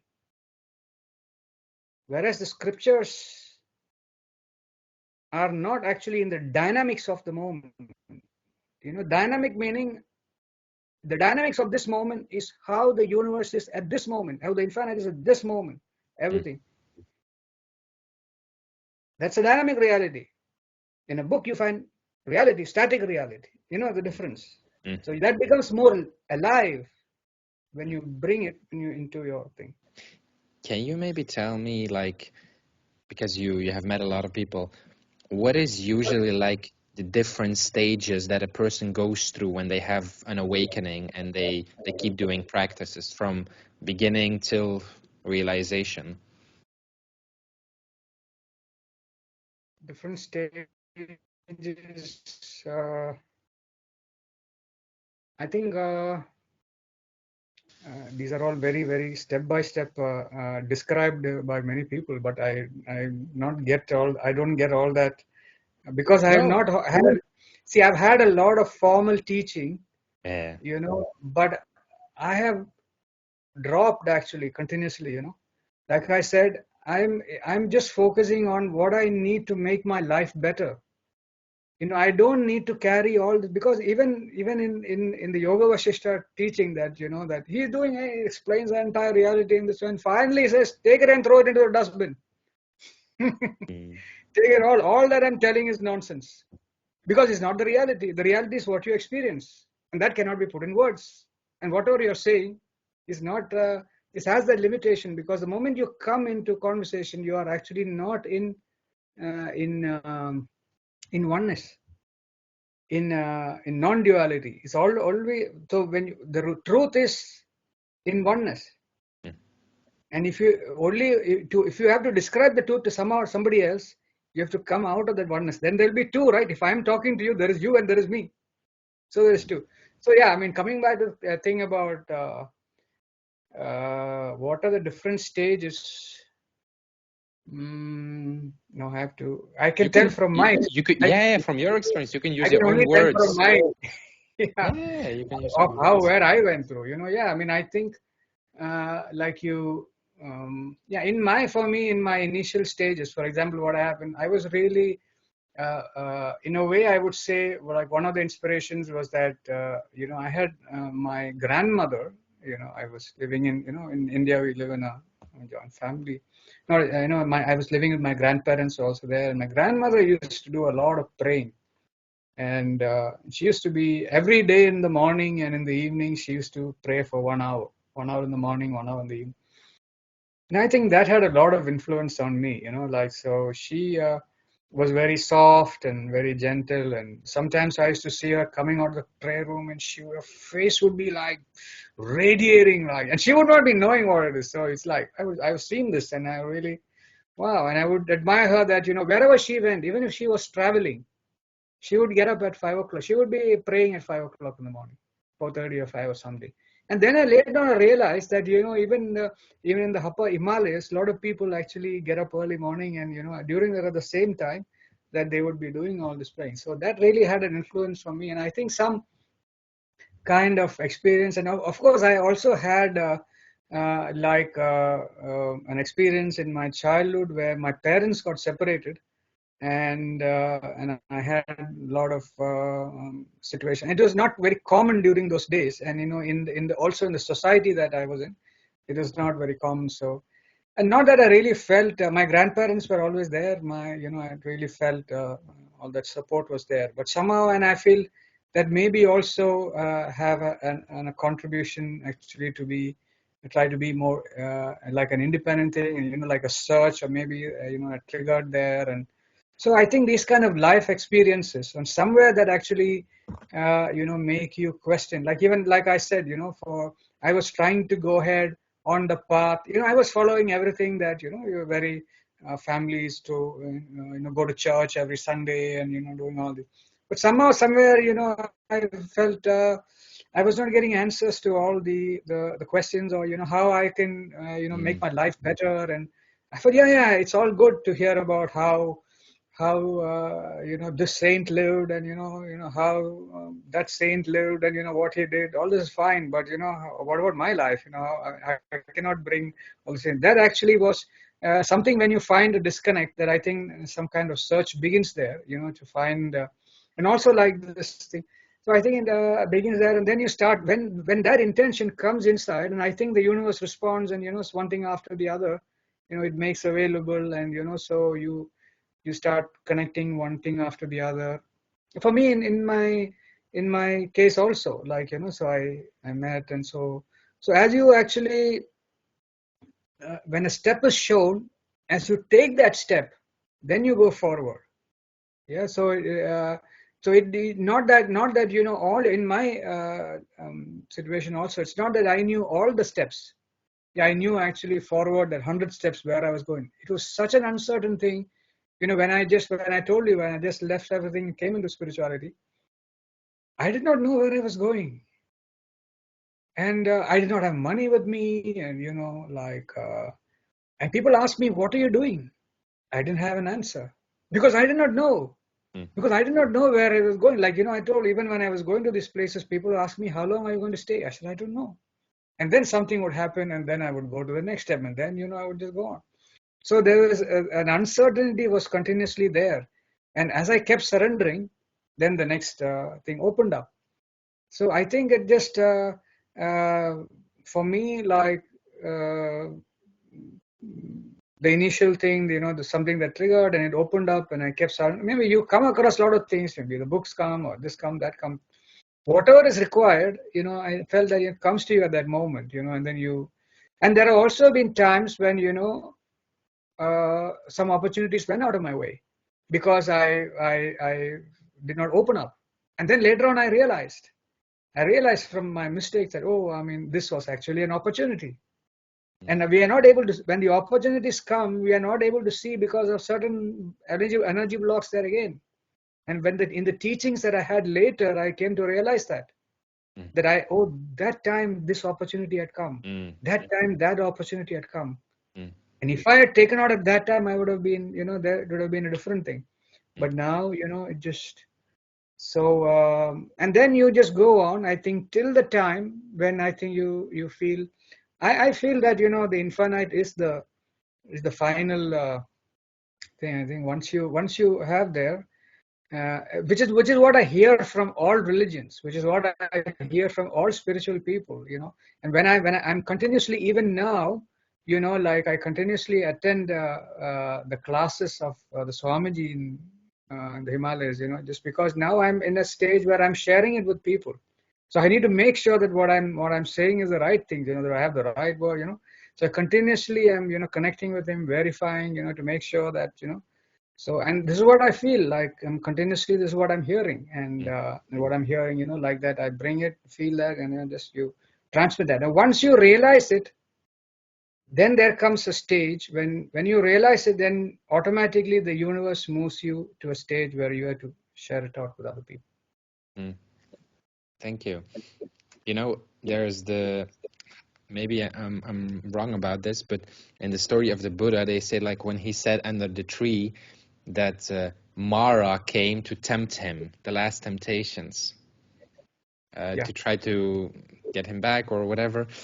I wonder, for people who are doing just practices and really like they go deeper and deeper into the practice, and when they become aware of the subtle, the energies, maybe entities or spirits or forces or whatever, do you think that they need guidance to persevere through that? Or otherwise they might be thinking that they're having a psychosis or something is wrong, that they really need guidance to go through those difficult phases?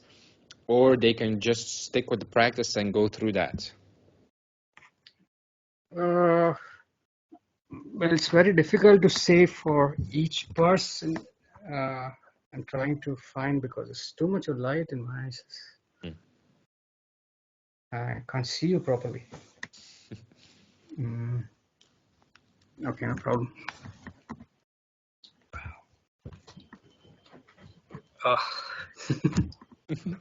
Let me go to the other side. Just give me a moment.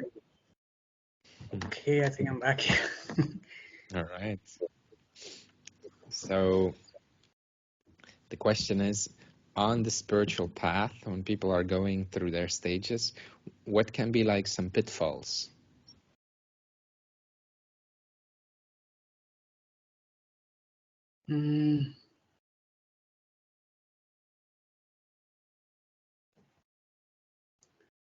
I'm just trying to go back to my own thing. Yeah, one, I can say that,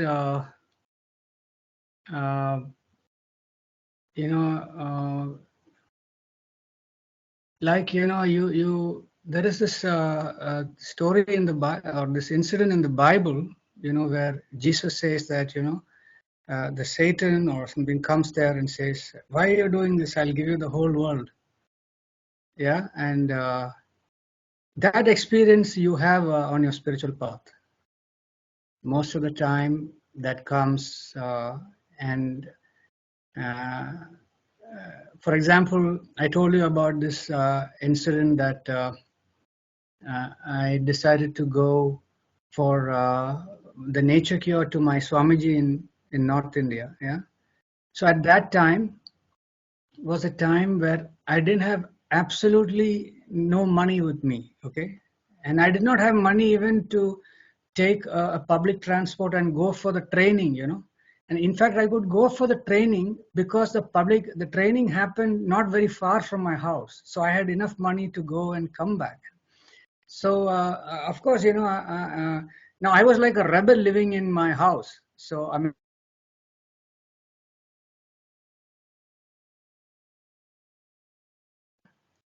Yeah. So, Mhm. yeah, okay. So,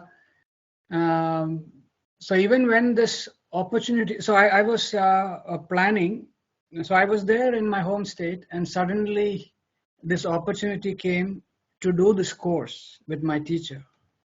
And around the same time, exactly the same time, I got an invitation from my another teacher of mine, whom with I did the training. I told you I left Dubai to come and be with a trainer. He was working with creative thinking and leadership and all those things.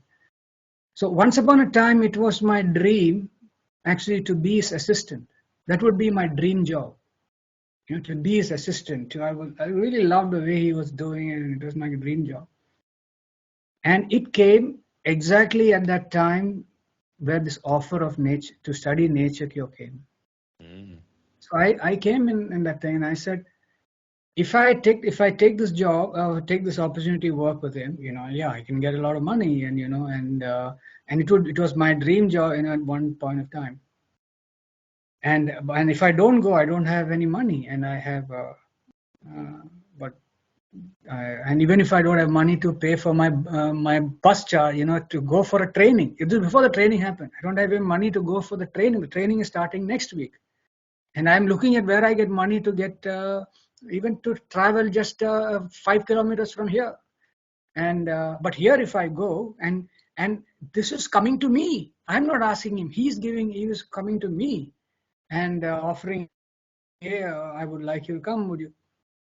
And for me, I said, yeah, I mean, I would really think. But if I go, then I have to go from this place. I have to go to where he is, which means I lose the opportunity of nature cure, studying nature cure.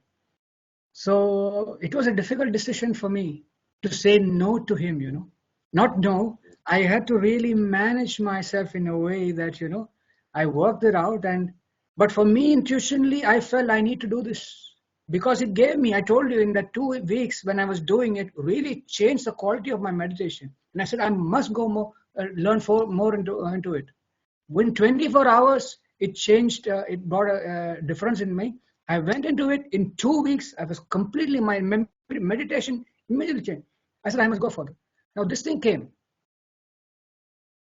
in a path of a lot of this thing. I could have gone, got a job, going into this. He was working with top companies, and he was working with the management of companies. He used to train with the leadership of companies.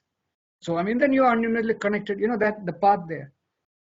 But I would have to let go of this. But I felt I need to go here, and I went on this path. And then you know what happened after that, and Mhm. many other things after that. Many other there are many situations like that that happened for me. There was once I had a uh, my father was totally against me coming into spirituality, because he was very uh, angry that I left all this studying, and I didn't do a job, and I didn't get married, and I was not getting children, and like I was not continuing the family thing, and he was very saying on me, and he was, uh, but he was trying, he would really want to pull me in, and then yeah, when I was in the Himalayas, actually he called me, and like I came, and at one point. I remember very well. There was a situation, he was there, his brother was there, my brother was there, and I was there. Before I was there, there was a little, like heated discussion going on. Like I was standing by my thing, and he was standing by my thing. And at one point, he just said, he offered me a lot of things. He offered me a lot of material things. He offered, I could get a house, this thing, and like a regular income, all the kind. And I had just about, maybe about just a little more than a euro, yeah, in my bank account. I must have had about a euro, and what he was offering was about 5,000 times of what I had, 5,000 or no, not 5,000, 50,000 maybe, yeah. 50,000 of, at least I think so, yeah, around that, what he was offering. And he said, he made all this offer, and he said, but the moment he said, but, I said, no. I said, give it to my brother, I said. And I knew that I was not willing to take any conditions for it. Because I knew that, which made that I had to leave all the, and I was getting into, moving into spirituality with nothing in my hand. And also, there was, that's one time. There was also, of course, these are the more grosser things. But as you go further into spirituality, there's more testing comes. I would tell you, there was a time that I was in the Himalayas, and I came down to a place called Delhi, which is the capital of India, and I was there. I'd come there actually to do a program of Avadhut Shivananda, the Shiva Yoga course. And after that, I had one of my nature coach, the senior practitioners, who was later my teacher after my other teacher passed away. He was one of the person who was guiding me. He had a house where an extra house where nobody was staying there. I could stay there in that house, so I came there for the course, and I stayed there in the house, and I did the course, and I felt that I was having discussion with him, and so he invited me to be there for some more time, and so things were going on. And I felt intuition that I should be here and not go back to the Himalayas, and I went go on and on, like that. But the thing was that there was a big place to stay. I had internet and phone and all those things, but no food. No food. And I didn't have money to eat food.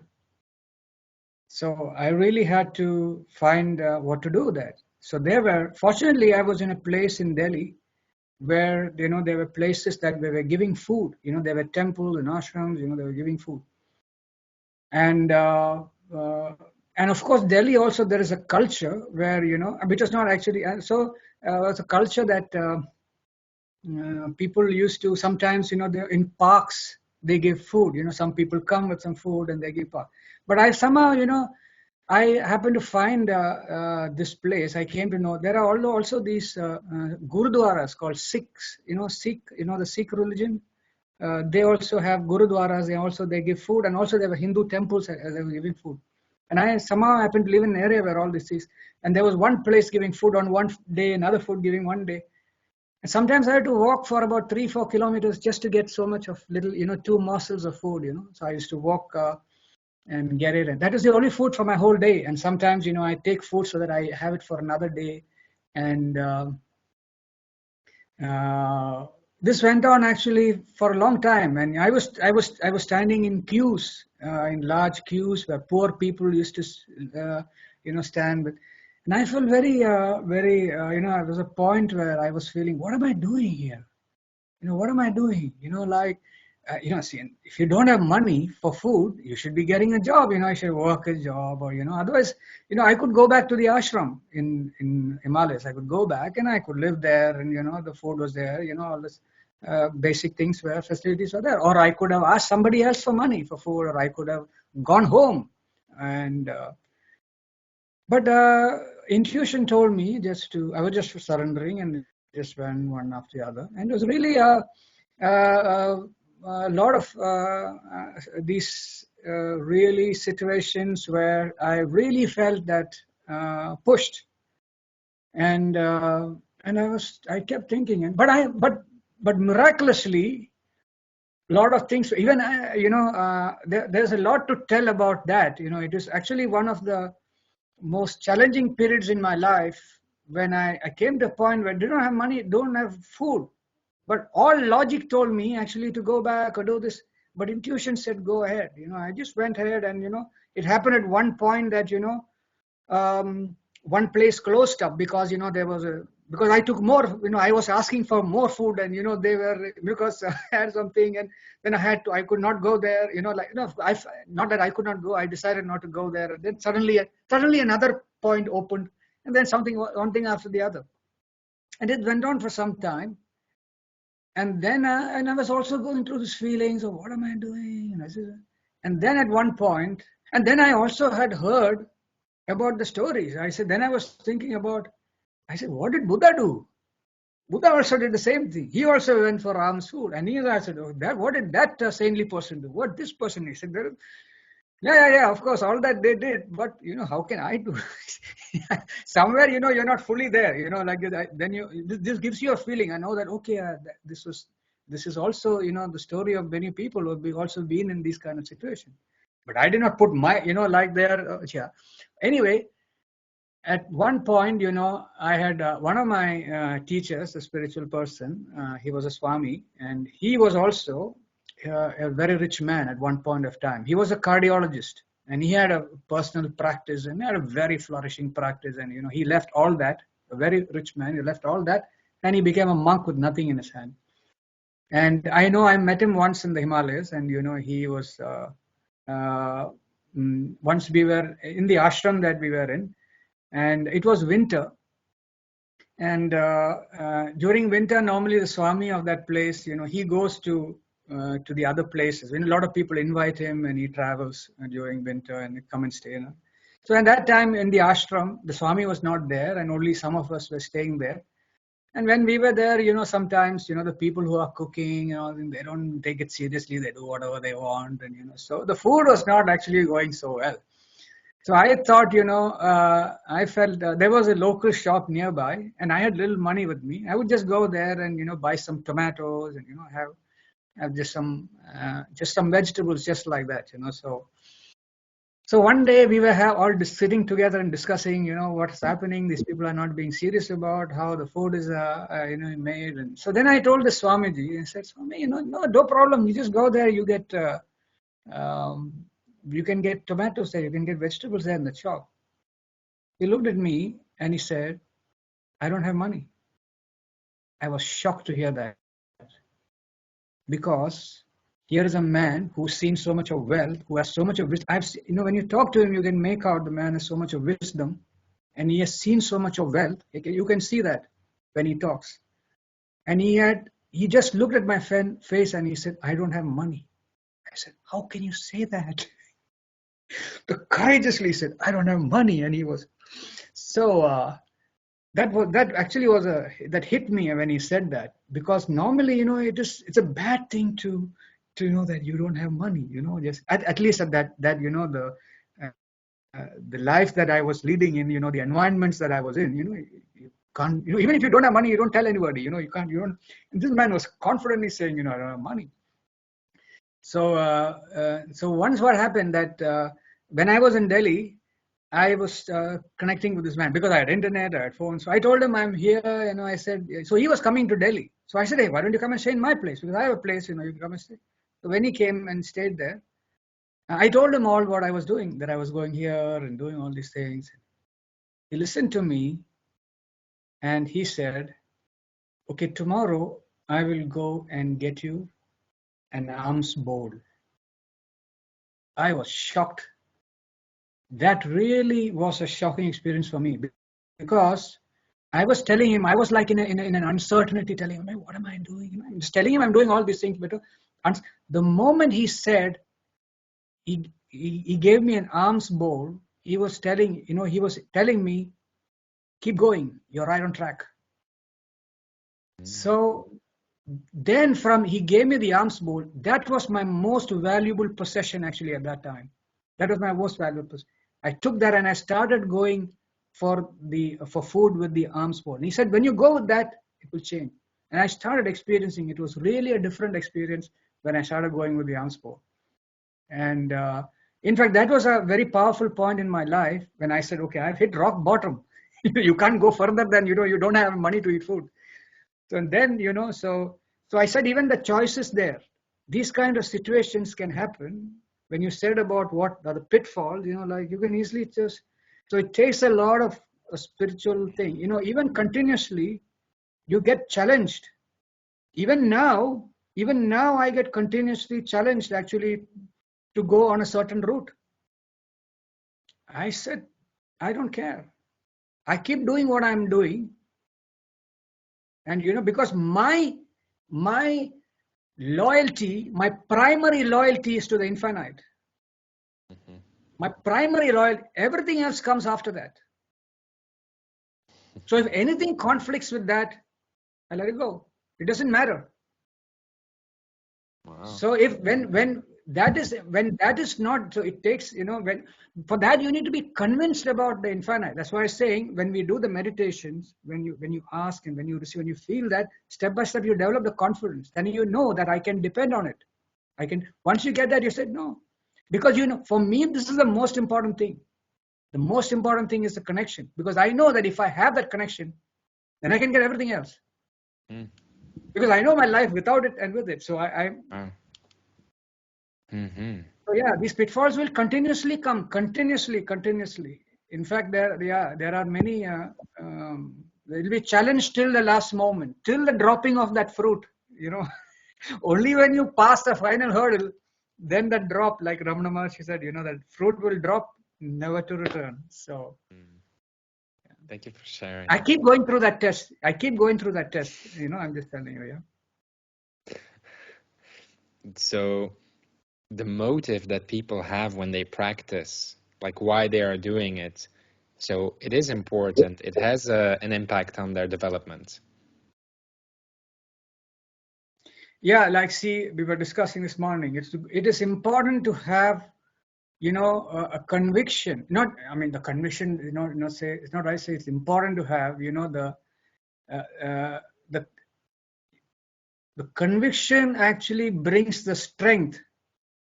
Yeah, and it gives a direction. You have to know. You have a direction. See, there is one point in the spirituality. And it is only the first part. It's the first part when you are completely surrendering. You are just led by a flow. Then that surrendering leads to a harmony. When that harmony is there, then you have to really create. You have to have a determination. Yeah, I will do this. I will take this direction. Otherwise, the flow can take you in many directions. You have to give a direction to the flow. You have to keep the infinite, and you say, this is the direction. Now I'm telling you, when I tell you about these situations before, if I'm not focused on the infinite, then I can easily be taken off. Like I said, no, this is my primary thing. Everything else comes second. When I keep that focus, then all the waves can come and go. Like sometimes, I can do that, but I come back to my thing. That it's important to have that, to hold you, to be anchored in that, and that comes step by step. It can come by one's own practice. You can come from conviction, can come like for example, somebody comes into the meditation. That's why I say, when you share with other people, when you hear another person's experience who's all on the same path, who's gone a little further, then you say, oh, I can get that. If I walk on that path, I can get that. Oh, then I would like to try. So that's why, for me, in many instances, even when I was in Vipassana, I was in the beginning of Vipassana, I was in the International Academy, and there was a time that I had a question, and I had some questions, and I was asking around, and I was not really getting convinced, and a very senior person told me, you go to Goenkaji. Goenkaji is a principal teacher. I said, no, he's too big. He's too big for that. I don't want to go up to him. But I know that he doesn't do all these he's so I said, then I was looking around, then I knew that I told you when I was in South India, there were two teachers who were leading the conference. I said, one teacher was a senior most teacher, and he comes in the next level of after Goenkaji. And he was very, very, I had a lot of respect for him. And, so I knew that he was coming actually for this. And no, I was in the International Academy, and there's going to be a long course of SN Goenka, which is called, there is a course called the Teacher's Self Course, which means the teacher who is SN Goenka, he sits for his course, which is a self course, for 45 days. And when he sits, you can also sit with him. Okay, there are other people in the meditation environment. So only those who are very, very senior in meditation are invited actually for that course. It's a very, very senior course in Vipassana. And there used to be for a long time. And it was announced that this is going to be his last long teacher's course, self course. This is going to be last. So there was a thing from everywhere, all over the world, that people wanted to come, so everybody was trying. Okay. So I knew this person was also coming. So I waited. I said, okay, and I felt maybe I can ask him.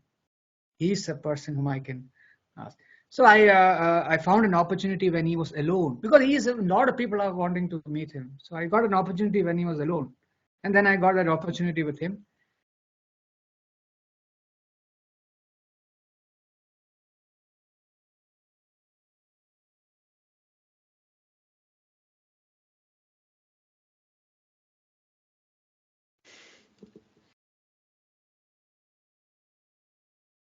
And because of course there were a lot of people waiting to meet him, a lot of teachers coming from all over the world, and people wanting to meet him, and there's an opportunity for them also to talk to him. And he also had a lot of appointments, one thing after the other.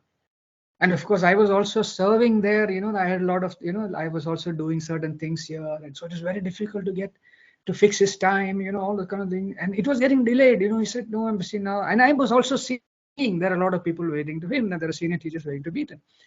So I was also, getting a little irritated, because it was getting delayed, and I was getting this thing. I had to wait for a long time, and it went on. And then one day, 2 day, and finally I got an opportunity to meet him. And he had this time when I was in his room. And I was very irritated actually at that time. I could feel this, because I was getting late and it was getting late. But of course, you cannot express your irritation. You have to be really. Anyway, I'm just being in that. I went into his room and he asked me to sit. Normally, you don't sit actually on. He's sitting on the chair. You normally don't sit. So he asked me. He gave me a chair in front of me. Asked me to sit. The moment I sat, boom, my feelings changed. I immediately started feeling calm. I said, "Wow, how did this happen?" It's as if I got into a room and I flicked the, switch on off. When I put it on, immediately light came. Immediately the feeling went. I said, "Wow, that's amazing." Then I thought, oh, if this I can do, of course, if this I can do practicing Vipassana, then I would really like to practice Vipassana. Wow. So like that, when you these kind of, when you're in contact with people, who go further. And ultimately for me, when I'm on the path, when I read the Buddha, who's gone little further, who's gone to the earth, when I see what he's done, what he's doing, oh, you get these. I say, wow, is that what I really want? Yes, that's what I want. And then that gives you need to have that, because there's always a choice, because you have so much of food on the table. You always choose, right, what you want. So you must know what you want. I want this. Okay, this is healthy for me. This doesn't make me feel sleepy. So it's important. It's good actually. In the first part, in the beginning, when you don't know where you're going, you have to really surrender. Like I told you in my first part, I didn't know. But then you have to really do it, and that helps to really stay on track, and to give a destiny, to give a direction to where actually you're going. No, that's where I'm going. Thank you so much. So I have done guided meditations before in my life. Yeah. And when I was doing the guided meditation with you, I was speaking the first time I was opening my eyes, and I was seeing you like almost like choreograph or directing, doing things with your hands, and like almost like doing something energetically. And also the meditation that we were doing, it was not like you're just listening to a guided meditation. There was like this energetic component to it. Can you describe what the dynamics or the mechanics are of what's happening when you're leading a guided meditation? Yeah. Just one moment. Just put the light.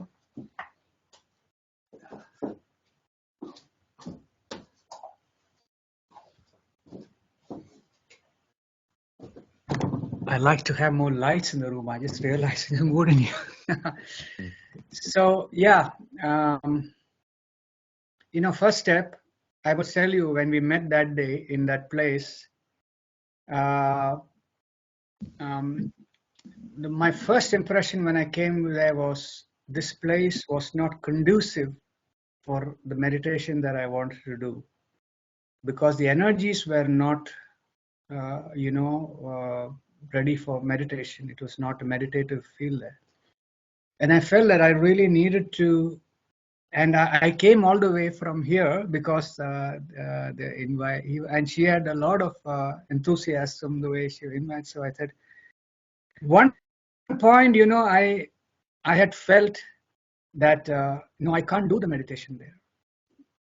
And then I felt I later on I felt that okay, I may disappoint her, like because she had a lot of enthusiasm because she invited. So okay, maybe let's see what I can do. And like I was sitting there and I kept meditating. Even when you came in, I was continuously on my thing. I was working in, and because I've really needed to create a like to see what in the energy field, or to make at least to feel that I can hold myself there.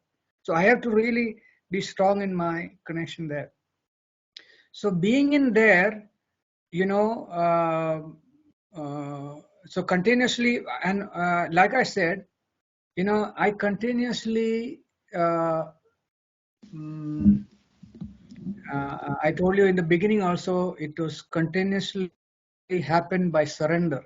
Even from the time when I decided to let go of my going into higher study or into university education, I left this from surrender. So everything happened by surrender.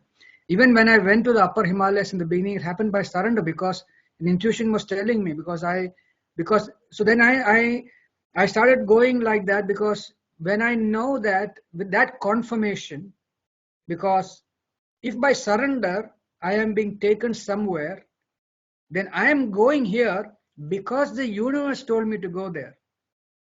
And because I go there, because the universe told me, then if something I need, I can tell the universe. I said, why did you bring, you brought me here.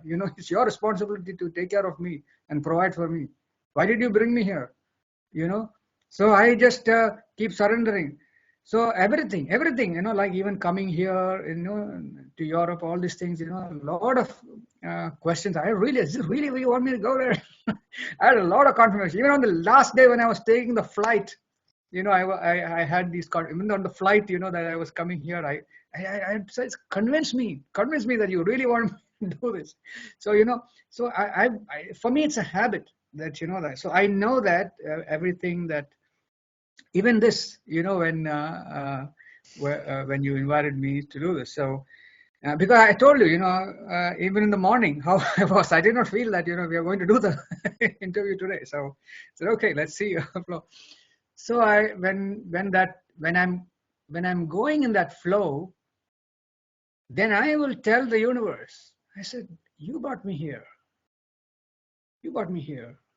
You have this thing here. Tell me what I need to do now. You give me what I need to do here. I'm doing your work. So I come there, and I did that. When we met, we talked, and all those things, and then the meditation started.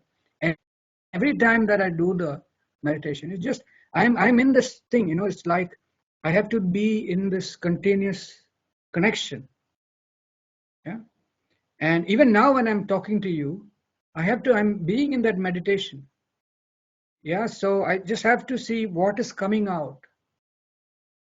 So even that was an introductory session, the basic session. I have done that session so many times for so many people. So you may think that, yeah, I don't need any preparation. I can come anytime because I've done maybe so many times. But every time, even if it's for the basic session, I have to be prepared because the energies are different. Yeah, you are not giving words, you're not giving, you are actually, there is an energy, there's an energy that you are actually working with. It's an energy that is actually being transmuted. So you have to feel into it. You have to feel into this. You have to feel into this. Yeah, you have to feel into where. So you are connecting this. So the instructions come. What has to come actually? It may be the same instructions, but when you come in and ask, what you saw me actually in flow was I'm actually trying to be in that. To feeling the energy flow, because I was standing, I had the opportunity to stand there. Now, not that every time I do meditation I have the opportunity to stand. I'm sitting all the time, as you see. So that I was standing, I could feel the energy was flowing. You saw my hands moving like this.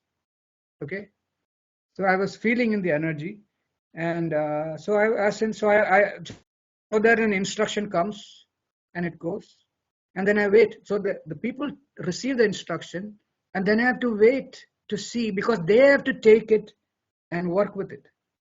So I have to feel in as they are working, okay, where is it now? Has it landed in the system? So it's a feeling. So slowly as it's landing, then the next instruction comes. It comes in an energy form, and then it becomes sound. And then it goes. And then from the sound, it is received as sound, and then it goes into energy. They feel as energy. And when you tune into the changes. And when you tune in, slowly, you just slow down. In the beginning, when I did it, I remember before I started, this 2020, this online thing that I told you, I used to be, giving little like sometimes if I'm in a group and my teacher says, hey, can you take this yoga class, or, can you take this, do this? I would that was just really informal. So I remember once I was in a yoga class, and like I was in a class and I was waiting for my teacher to come. It was in a nature cure course, okay? And it was not, it was later on, I studied with Dr. Arun Sharma. He is the grandson of Acharya Lakshman Sharma, who was the principal, or known as the father of nature cure in India. It is a 120-year-old tradition, so I had met, I was with, had come to him to study, and so I was sitting in his class, and it was a few days program, and so every morning starts with a certain yoga actually with him. So one day I'm sitting there, and I was sitting at the last, and we are all waiting for him. Any moment he would come in, and so I'm just waiting that next moment is come. Suddenly I hear a tap at the back, and I look around. He's the main organizer of the program. He says, "Can you take the yoga class?" I said, "What?" I've never taken a yoga class, or maybe once or twice, I've taken a yoga class. And he said, 1 minute to there, 1 minute, like immediately he's so anyway, but he's looking at me in a way that I don't have a choice. I have to go and anyway, quickly I just go there, I do the front, and I just, what happened, came, and I just did what I was doing, which was very different from the yoga actually it was done. So then I was tuning in, as it went further. In the beginning, I would sit in the yoga class, and it's a different way of doing it. Even there also, I'm waiting for the instruction. It's not a static instruction, it's a dynamic instruction. Okay, dynamic means you're tuning in actually to the energy there, energy here. So it's a dynamic thing. It's not a static thing. I have a set of rules that I will do one thing after the other. So I wait in, because I don't know what they want, but the universe knows what they want. So I tune into the universe, and that actually goes in there. So I'm waiting, and I remember in the in the yoga class that I was doing, I was giving, people are waiting there, and I tell something, and they start doing something, and they are actually doing for some time. And then I'm looking and said, oh my God, what do I do now? That instruction is over. They've already done it. There's the next thing. What do I say next? And then I go and look at the time. How much more time is remaining? Oh, 20 minutes remaining. What do I say? Nothing is coming for me. Nothing is coming. And I just wait. And then something just comes out of my mouth. And then I say, oh, that was an instruction. And they're doing something. And then suddenly, the 20 minutes pass away. Oh God, thank you for saving me. That was the earlier days. So in the sense, tuning in. So when you are, that what you saw, that I was not, my hands were flowing by itself. It was not a created motion. It was just an involuntary motion. And sometimes there are certain moments. The same thing. When I was in the Himalayas, next to my ashram, there is a river called Ganga. It's a very holy river in Ganga. So I'm mostly, a lot of times I'm by the side of the Ganga, I'm doing my meditation. So there's very high energy flow there also, and I stand there. And when I'm standing there and on the rocks, there's rocks by the riverside. And one day when I was standing there, I was in my meditation, connecting to the energy. And my body was moving. I was not knowing actually. I was just, moving, and the body was moving like this, and doing what I was doing. Whatever you saw, something like whatever you saw. And down the stream, on another rock, somebody's sitting. I know that somebody's sitting. I'm not paying attention because I'm in my own practice. I'm doing my thing. And later on in the day, she was a doctor. She came up and to me and asked me, "Where did you learn to do Tai Chi?" So I asked her, "What is Tai Chi?" She said, "No, what you're doing is Tai Chi." I said, "I don't know what is Tai Chi." said, no, what you're doing is Tai Chi. I said, I don't know, I'm just doing like this. I said, no. Anyway, she said, okay, anyway, tell me, where did you learn to do Qigong? I said, what is Qigong? What you're doing is Qigong. So, I was in the energy and automatically my body was moving into these positions. So later on, when Elitom came to the Himalayas and he was showing these positions, so he did like this. And that's when I told you, after 4 days, I realized when, this was naturally happening for me. On this process that I was doing, it was naturally happening. Okay, now where do I get the final confirmation? Okay, he's a breatharian. I'm on the path. When I'm with Prahlad Jnani, I told you in the breatharian conference, I am translating for him. He's sitting there, I'm translating him. All the breatharian masters are there. And there was a person there, you can ask questions to him. So there was a breatharian master from Switzerland. He had a question. Do you have any special practices? So I translated to him. So then he heard the question. It had to be translated from, that comes to me in English. I transfer to Hindi. From Hindi it goes to Gujarati, and from Gujarati it goes to him. So he actually heard that, and I was watching him. And the moment he heard that question, he just threw his hands up like this, and he said something in Gujarati, which was translated from Hindi to me. And I was trying to translate that into English, and I was saying that. But somewhere I realized that it was not conveying what exactly that he was expressing there. So I just broke away from the translation, what that translator thought he was telling me, because he was not, he was only, part of the thing, he was not, because as a practitioner, I felt that what he was saying was different, because the person who was translating was not a practitioner. So I just cut through the translation and I said, I think this is what he's saying. You asked him whether he has a practice. He said, no, he doesn't have a practice. He doesn't get up early in the morning and he says he does yoga, or he'll do Tai Chi, or he'll do Qigong, or he'll do all these things, or he'll do a mantra. No, but a mantra may come out of him. A yoga may happen. He may actually go into yoga. A mudra may come out of him. But it's not that he is saying he will has a particular, that he will do this in the morning, that in the morning he will do. No, if it comes out, it comes out. It actually comes out as an expression. A mudra is an expression, a mantra is an expression, a posture is a thing. It just comes out naturally. It comes like that. That actually I felt because of my own practice and my experience with Elitom actually that day. So I said like this.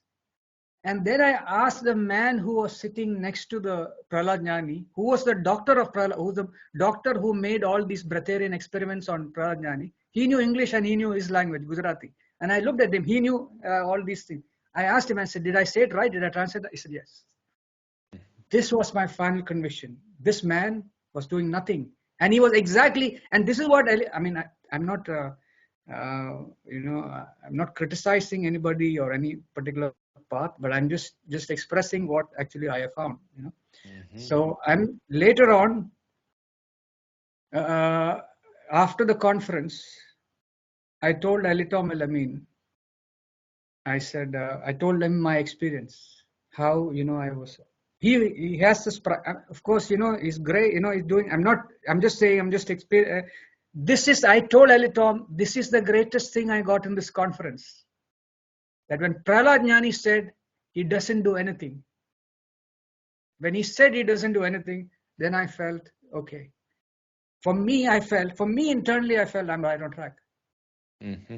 Because I didn't have a specific, so it's all again actually, tuning in that field. So that's what I'm doing continuously, not just when giving meditation, in everything that you're doing. Because when you're doing that, you are living surrender, and the universe is driving your life. Then you're free. Mm-hmm. When you make the infinite drive your life, your talk, your speech, it doesn't mean that I'm fully perfect. I mean, in the sense you're a fully perfect is a Buddha or a Christ. He is actually fully perfect. He's fully surrendered. Everything is driven by the universe. When you're in power, you are free. You're liberated. Yeah, this is like the goal. As you experience something, you feel you want to get a little more. You want to get even more perfect. That's what we were talking in the morning, actually. more this thing, more perfection. Yeah. Mm. So this is. So is it fair to say that when you guide the meditations, you almost go into channeling a certain frequency of energy, and you allow the information that comes through to be expressed through you, and you are there just as the vehicle or the translator of the energy, and you're not actually doing anything, but it's just all happening? Or not? Something like that, or not?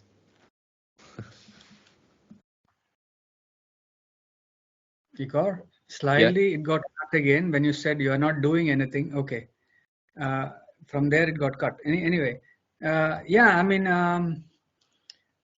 exactly, because I never say I'm doing the meditation. Mm-hmm. I never say I'm a teacher or, because I know that even this morning, every meditation, I don't know what is going to happen. Mm-hmm. There were times when I do the meditation, there just 2 minutes before the meditation, I feel, oh, I'm not prepared for it. And I just go into the meditation, boom, it's a beautiful meditation. It's a beautiful meditation. So, there is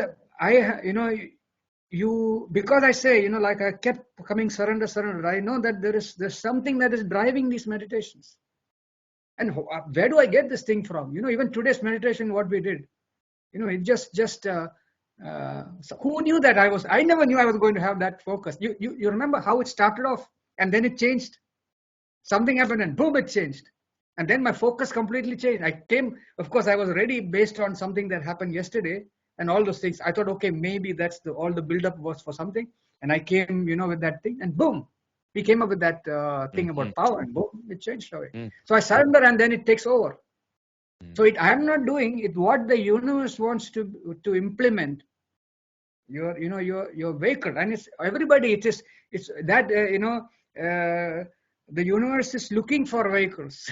I can say, and he say that for every moment we can make every moment. Every thought, every speech, everything. Just be driven like that.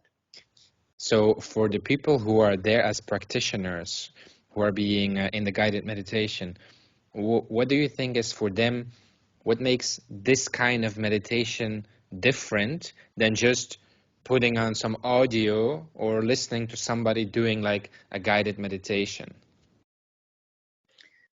Well, none of my meditations are recorded. And I purposely don't record it. People ask me for recordings. I purposely don't. I tell them not to. I tell them not to record also. And because, see, this is another thing that I learned also. See, I tell you, you are here. And meditation is actually an instruction, actually to take you from one. It's like an instruction that take you from one point to another. You let's say somebody comes for this meditation for the first time. He doesn't know anything about it. Very new. He comes for the first time, so the meditation is given. Okay, he's moved from point A to point B. At point B, he needs a different instruction, right? At point B, he needs a different instruction. When he gets that instruction, he moves to point C. He needs a different instruction there. Now, if you continuously listen to recorded instructions, yeah, I felt a limitation in that, because the reason I don't do recordings and I tell people not to actually depend, is I said, you have to listen, you have to tune into your internal voice, not an external voice. You are actually continuously training yourself to depend on an external voice. You're still dependent, and your meditation will work only if you have battery power in your battery. Otherwise, you can't meditate. So this is the same limitation that I had. That I had no pyramid, I had no prarajani. So if you want to free yourself from these limitations, you that know how to work. You have to throw yourself into the ocean and learn swimming, and not just listening. So even even if you do an instruction, that's what even like in the way I do yoga. When I do yoga, I don't give instructions. I make people to discover their own thing. Okay, it's a very different way of doing yoga, and which I went into meditation. And when I started doing it, I saw that people were sitting in front of my class and they just couldn't do it by themselves. When I told them to do it by themselves, they found it so difficult because they were so used to getting instructions from somebody else. I found from my practice that, I had a very different way of yoga training. In I was going to many different yoga schools, and I was not somehow finding, because I was already doing a lot of meditation spirituality. It was not coming in harmony. And having gone all these places, finally, one day when I was in my hometown in Kerala, in a place called Kottayam, and I somebody told me, hey, there is a yoga teacher here, and why don't you go? I said, I've gone to the Himalaya, all these places, who is this person going to be here? What is different he's going to teach me? And I thought, okay, let me go there. And so I went there, and then I talked to him. He was a man with all this long hair, and then he asked me. I asked him. I was talking to him, and then he asked me, because I was already in spirituality. I had really very good questions, and like I was asking him, and I asked him one thing: which tradition do you come with? So there are a lot of traditions, He said, so what? He said, what do you mean? He said, which line? Because he looked like somebody who's coming from a certain lineage, and he had that all this. So I said, so it also may be like an impressive tradition, or so I wanted to ask him, which tradition do you come? So he told me, how does it matter? I like that when he said, how does it matter? Yeah, of course. I knew that. How does it matter? I knew it. But I like to hear it from him. How does it matter? It doesn't matter really. It really doesn't matter, because it's all about your body, and how you have to dissolve, thing and make it flexible, and how does it matter? You get this tradition or that tradition. I like that. So then that answer, it made me go into him, and then I didn't know what his class was. And I went there and I discovered the most different type of yoga practice that I've seen anywhere else. What was different about him? If he has 50 students in his class, the 50 students come at 50 different times and do 50 different things. Everybody comes whenever he wants to come in. Everybody walks out whenever they want to walk out. They come in and do whatever they want to do, whatever they feel like doing. The teacher is just standing there and he's observing everybody. Some students come and say, good morning. And then after one and a half hours, they say, have a nice day, sir. And they go. To some students, he will say, oh yeah, why don't you keep your leg like this? Why don't you do like this? Okay, now you've been doing like this. Why don't you do another thing? You maybe do like this. Everybody is on they have the freedom of practice. They do their own thing there in their own world, and they go. Wow. So when I was there, I was on my mat, I was by myself. I could experiment. I could bring in everything that slowly, I felt an encouragement internally as I was tuning in and surrendering to actually bring in what I had learned from meditation, from energy, and because I was working on the physical body, and I thought, what if I do also bring in the awareness of the energy body and all these kind of things. And I found that I was getting this result and that result, and of course, it was something totally new for me. It was something, nobody was telling me instruction. I was just going on like this, and I always, when you're just always checking. I mean, am I right? So I always had this teacher with me next to me, whom I could ask, is this right what I'm doing? This is what I'm feeling. Is this right? He said, yeah. Then I continuously confirmed with him, and he was also observing what I was doing, and he was totally with me, and he knew that I was met.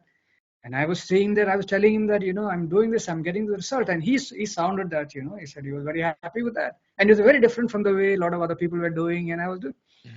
So then at one point I asked him, and I said the result that I was getting, and I said, why are you not doing like this? If this is the thing. And he said, why are you not doing all this why are you not incorporating all these kind of things? He told me, during our days, these things were not available so freely. What you're doing now, what you're bringing into your meditation. So again, there was confirmation that I go ahead.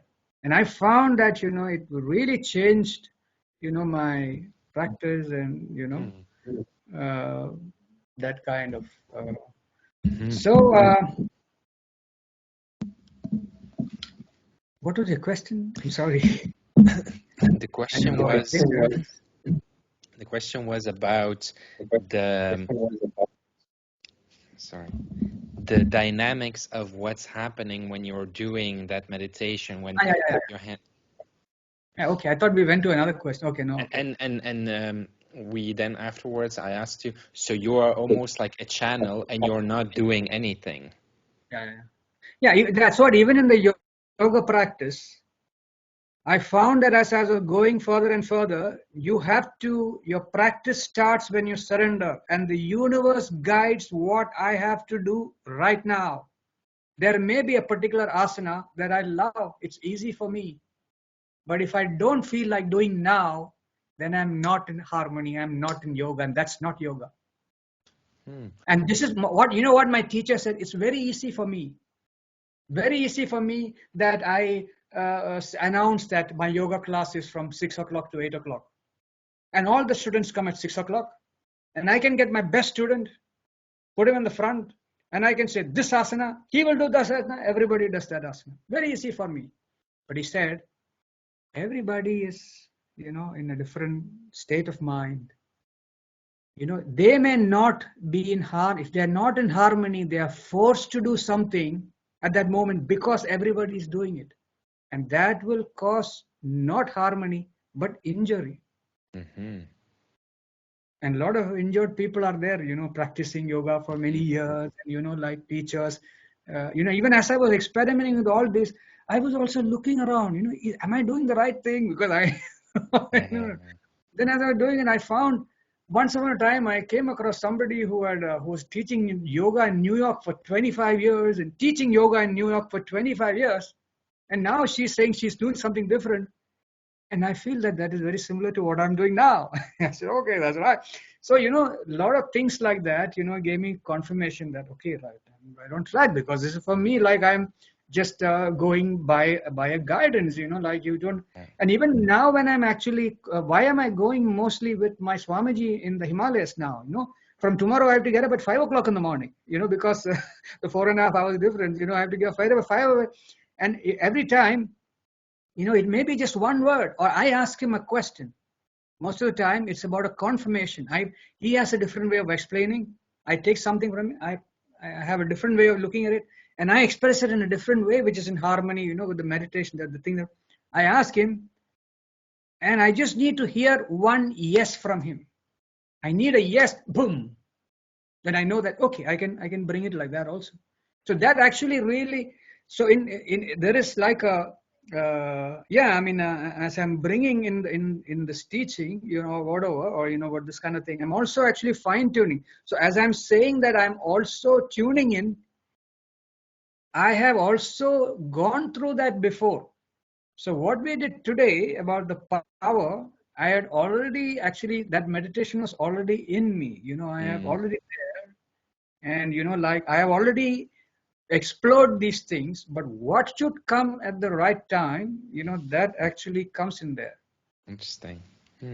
For people who are practitioners and following your meditations and the classes, what's like the fastest, easiest way for them to get results? See, a lot of people,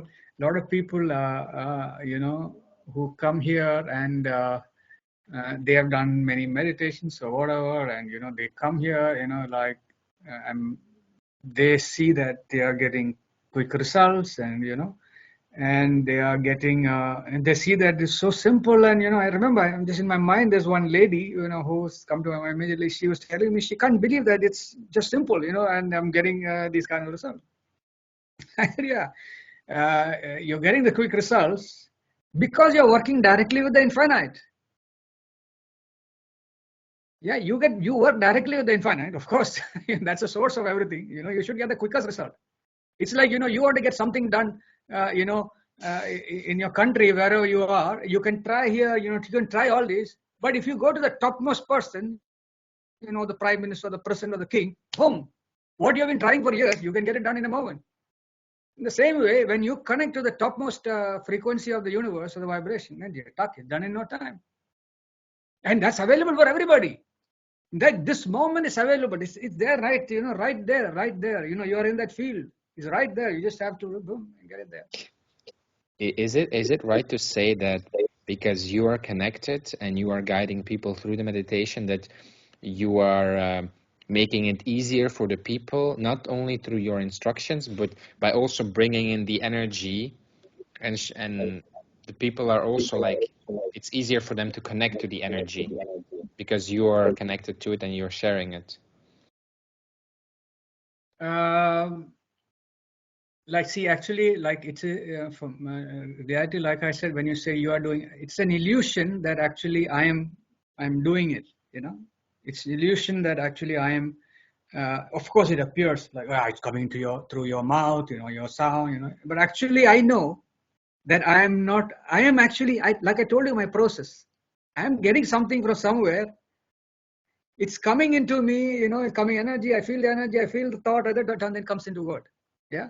So I know that I'm not doing it. So how can I can't take the, you know, the claim for it. I always say, you know, I say like that. But yeah, having done that, I also said, this is an arrangement from the infinite. There is a greater plan happening, you know, everywhere that, you know, like I said, you know, these things happen.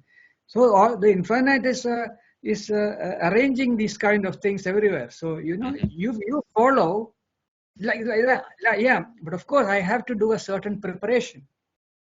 It may be only 1 hour of class, you know, but I do 1 week of preparation.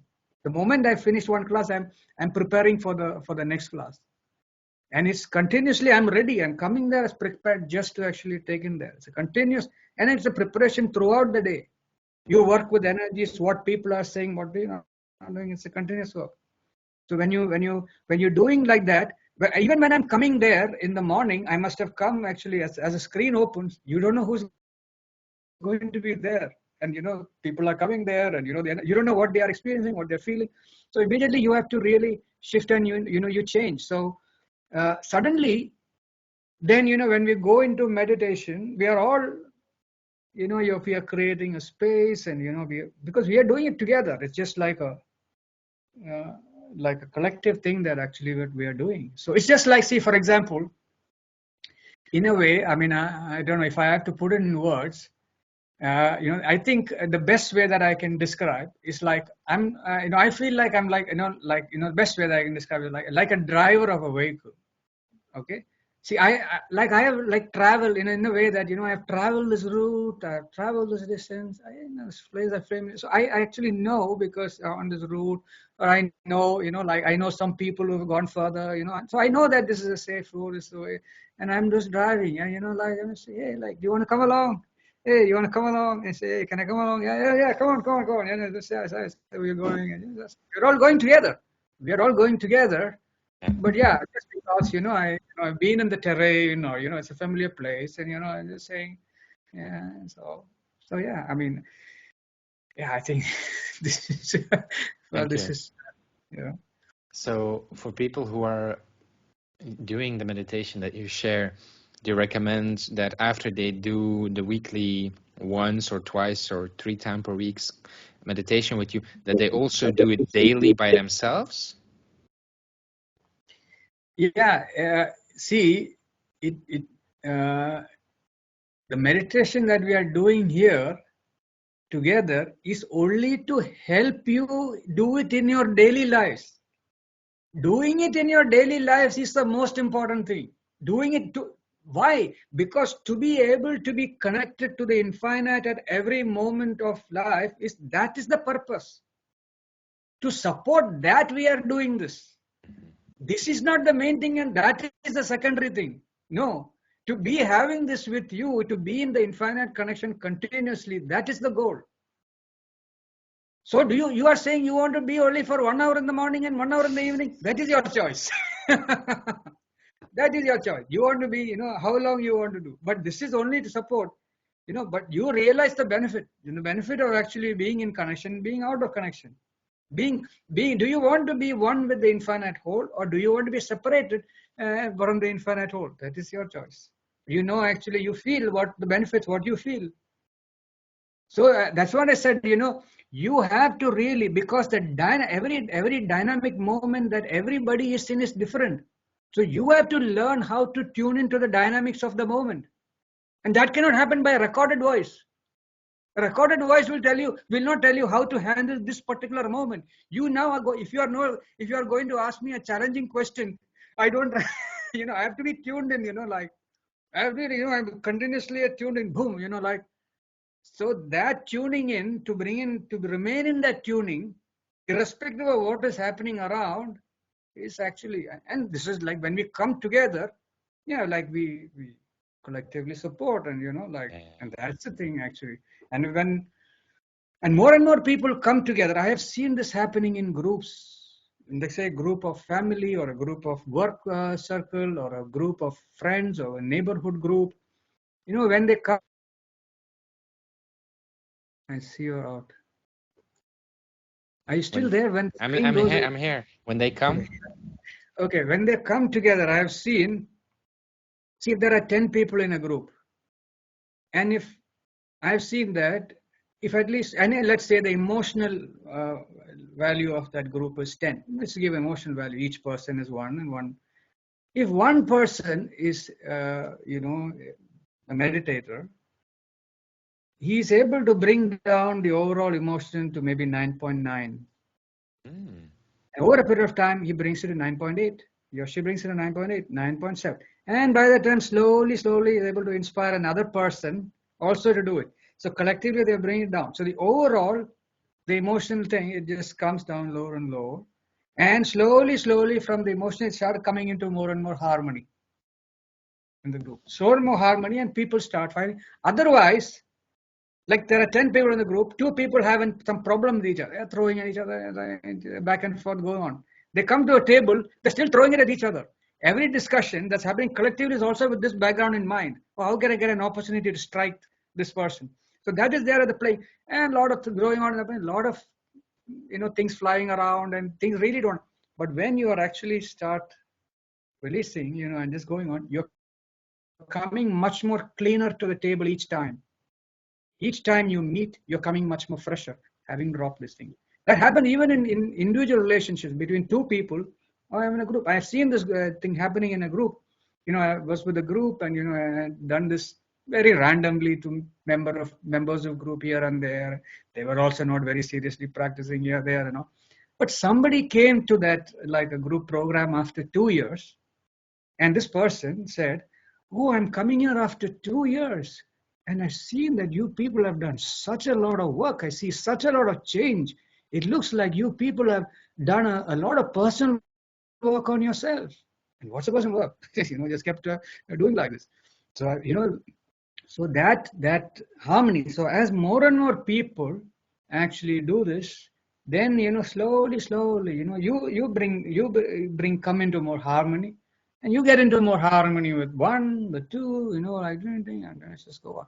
So more and more people here, there, like getting into harmony means getting into more of your own power.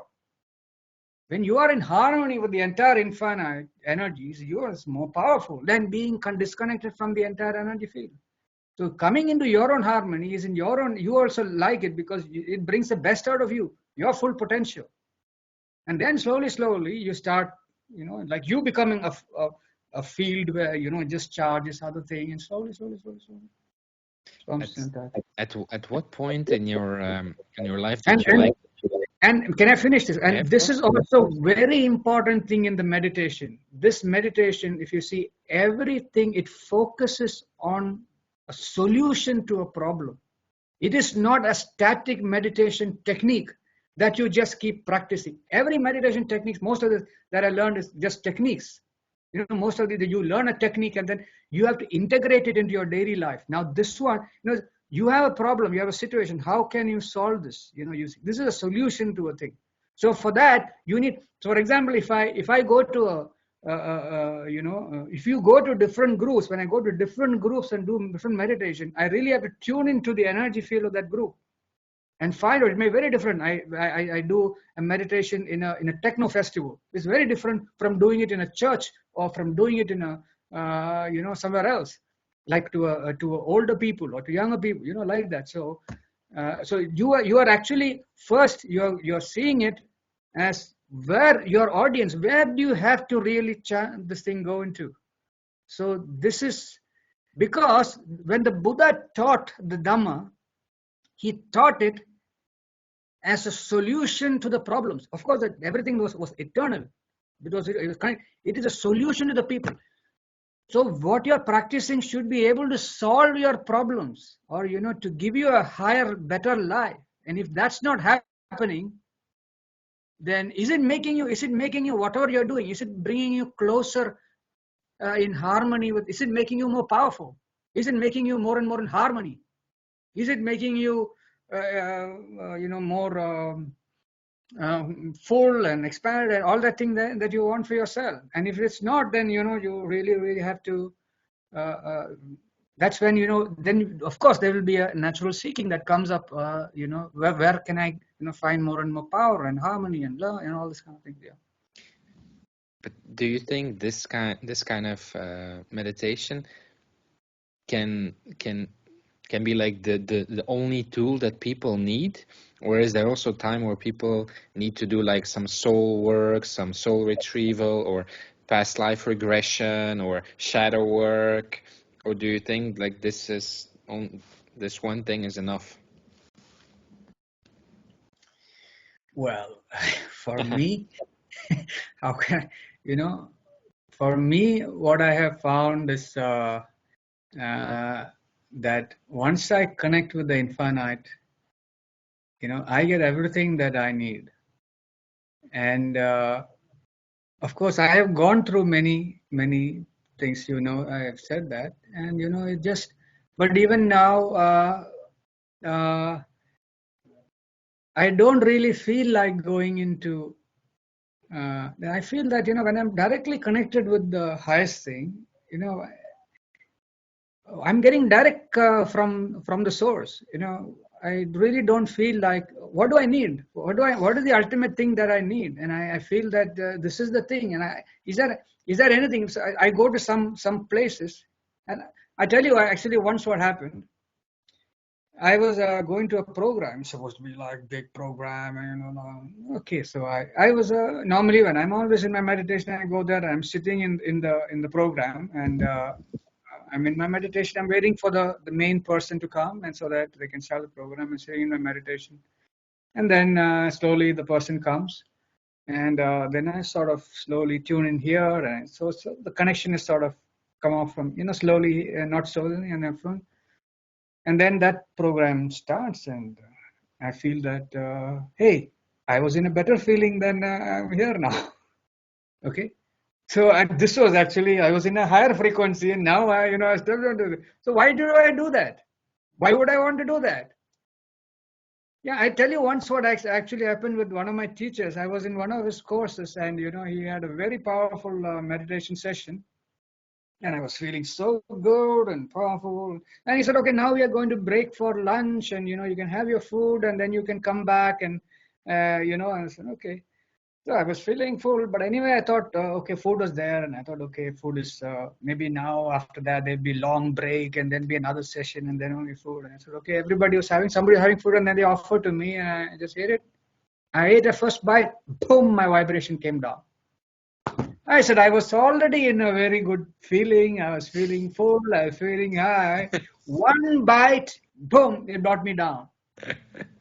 So when I'm already in this, when you're already there, but that comes by experience again, I mean, by this kind of experience. Like I told you the first time I met you, it's very difficult actually to drop these things, which you're so, what we have been doing for a long time. For me, like I said, it was very difficult because I was, you're working with established traditions. And how it's like, you are like the Tarzan in the jungle, you want to, Tarzan has the next rope and in next go. No, you don't know where you are actually, but finally only when you are in the infinite field, you feel safe, that you feel landed, you feel held. Then when you realize, okay, I am now in the large field, I can just let go. This is, when you compare, when you bring in the infinite, everything else is below that. Everything else is secondary. The moment you bring in the infinite, everything else is below that. That's why you can be the the richest man in the world, the most powerful man in the world. But the limitation is that you are only in the world. There's much more. The world is only one speck in the entire thing. The more in the infinite things.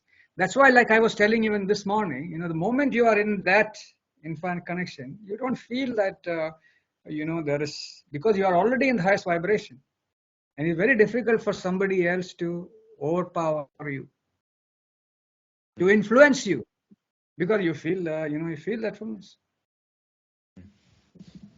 Because as long as you feel that you're in that thing, but most of the time, when step by step as you practice, you feel that. So ultimately, whatever you do, ultimately it comes to the ocean. It comes to the source. The main problem, or the search, is because you have disconnected from the source. As I say, there is only one problem. If there is a problem, there's only one problem, and that problem is you have disconnected from the source. And if there is only one solution, what is it? Back to the source. That will end all problems. And all problems will end only when you're perfectly reunited with the source. So you don't think that, let's say, if you had a childhood and you had childhood traumas that are deeply in the body, like, maybe there is some dysregulation in the nervous system, that to become a clear vessel for source energy to come through, that you need the groundwork, the fundament, to be more or less to have a healthy structure which is integrated or whole, or let's say where there is self-awareness, where there is a sense of like, okay, this is what I really want, but these are my fears that's holding me back.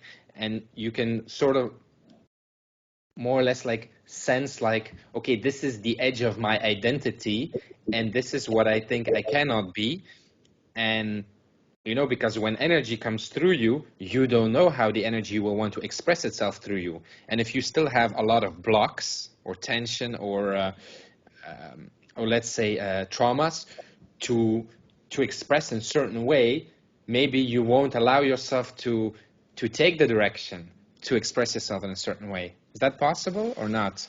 See, when you're working with the infinite energy, it deals with where you are. If you are here, if you are here, if you are at step 2, it will take you to step 3. But if you are in step 18, it will take you to step 19.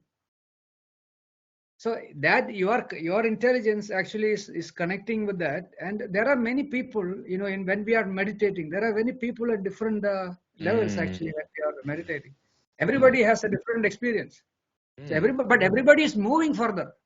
Interesting. But they can only move from where they are.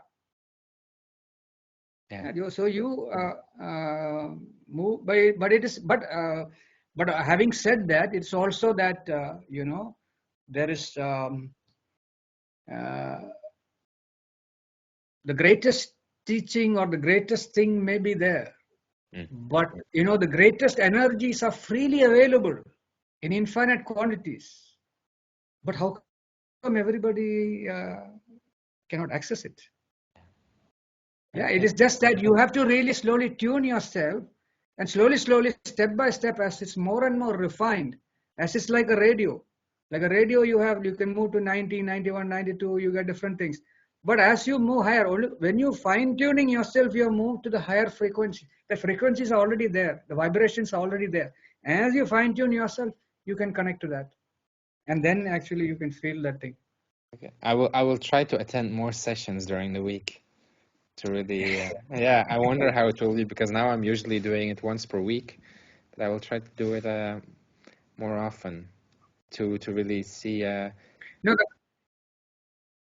see, the goal is that the goal is that everybody is able to do this themselves. That everybody is like what one of my teacher, Abdul Chawang, says, like a cosmic Wi-Fi. So you can do this in your environment. You can be that receiver and transmit. So you can like just like this. It's just so every step in this meditation is to make the receiver independent and free and liberated. It's not to depend on anything. Nobody feels that, not to feel that, just to really. I mean, this is. But yeah, having said that, it helps. As long as we need that, we know that when we come together, we can be like as it said, if one person has an ability to download 1 kilowatt of energy, like if you say just they're not correct, just for example, and if 10 people come together, each having a capacity of 1 kilowatt, and if 10 people having 1 kilowatt sitting together and meditate, then they are pulling down 10 kilowatts, and that 10 kilowatts is available for each person. Interesting. So that is Yeah. Wow. So at what point in your life did you feel confident enough, like, oh, this is what's possible, let me try and do this with groups? No, I didn't plan to do it with groups. Like I told you, I was not planning to teach or anything. I was planning. I would have just been meditating my whole life. In some ashram or something like that. I was not planning to come out and. Although many people told me, "Oh, you must come out. You're doing all these things. Like you have a lot of experience." I just felt going on like this. When the nature, it's a thing in the tradition, the spiritual tradition, is that like I said, I was surrender. It was a surrender. The universe called me to do that because see, once when I was in the Himalayas also, once I was, of course, I had my own practice which are very different from many people, and once one person he just looked at me and he was telling us, hey, it looks like this guy is getting something. He's getting something. And then he came and asked, hey, would you like to share what you're doing? I said, yeah, of course. Otherwise, because he asked, I share. Otherwise, I just mind my own business and carry on. That is the thing. When you go in, when I went, I told you I went into the Yoga Vedanta Forest Academy for a 2-month course. It was the foothills of the Himalayas. Rishikesh is the foothills of the Himalayas. So this course happens there in Yoga Vedanta. On the opening day of the course, the main person, the main Swamiji, just comes and gives a lecture, and he just says, what are some of the instructions for this course? One of the instructions is MYOB, mind your own business. On your spiritual path, you just carry on. This is the thing, when you go to the Himalayas, just mind your own business and just do what you want. That's the thing. You are focused on your path. You're focused on the infinite. It's a work of a whole life, or maybe a whole lifetime. You just keep doing like that. You don't focus on, hey, now I learned a new thing, I can solve. No, just keep going on like this. When the universe wants you to do something else, it will call you. Yeah, I want you to do like this. Yeah, the universe called me. I come here. I said, I don't know how to do meditation. Like you tell me. You bought me. Yeah, okay. Now what do I have to do today? You tell me. Yeah, I said, okay, right. You want to be this thing? Yeah, this goes. I said, okay. And it goes. And every time, in the beginning in the group, when we started this group, we used to have meditation only if people requested it. Wow. Yeah. Somebody had to request the meditation. There is this thing came once. Initially we came together. There was an informal thing here and happening. Then once we came together as a group, because there was one person in the group. Her daughter was going through some difficulty in the pregnancy, and then we thought we come together. And that's when first this group was formed, and we came together to do whatever we could. And then later on it just went on here and there informally, and then this thing about doing on Sundays came. The Sundays you're doing it, but it was not a regular thing. On my side, I would be prepared. What if somebody requests on a Sunday or a Saturday? So somebody had to make that request. Somebody asked on a Saturday, can we have a meditation tomorrow? I said, okay. And then we do. Or a Sunday morning, somebody asked. That time it was evening. So he said, can we have in the evening? only then the meditation is there. Only if there is a requirement for it.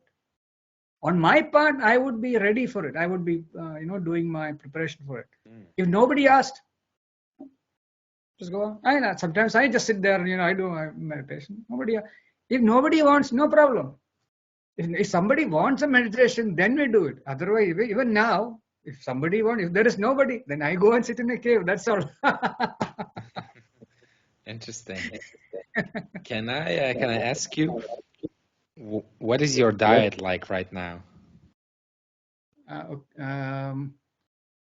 Well, actually, yeah, I mean, it's. I would have thought you would just say one or two, three things, but you're really taking your time to come with an answer. No, yeah.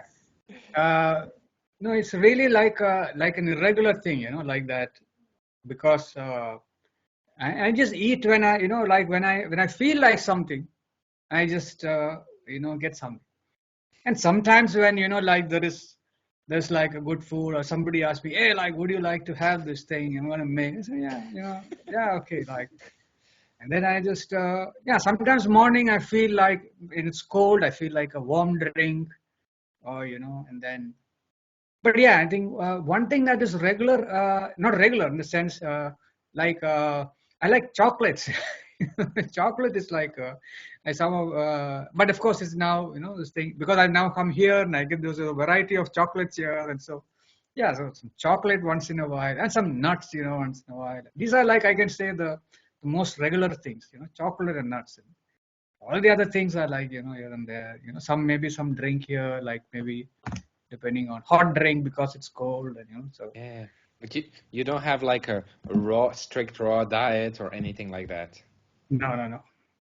I see that is also another training. Also, I've gone through all that. Many people ask me, my people in the Breatharian group, one another friend that I have, who was also in the Breatharian conference there.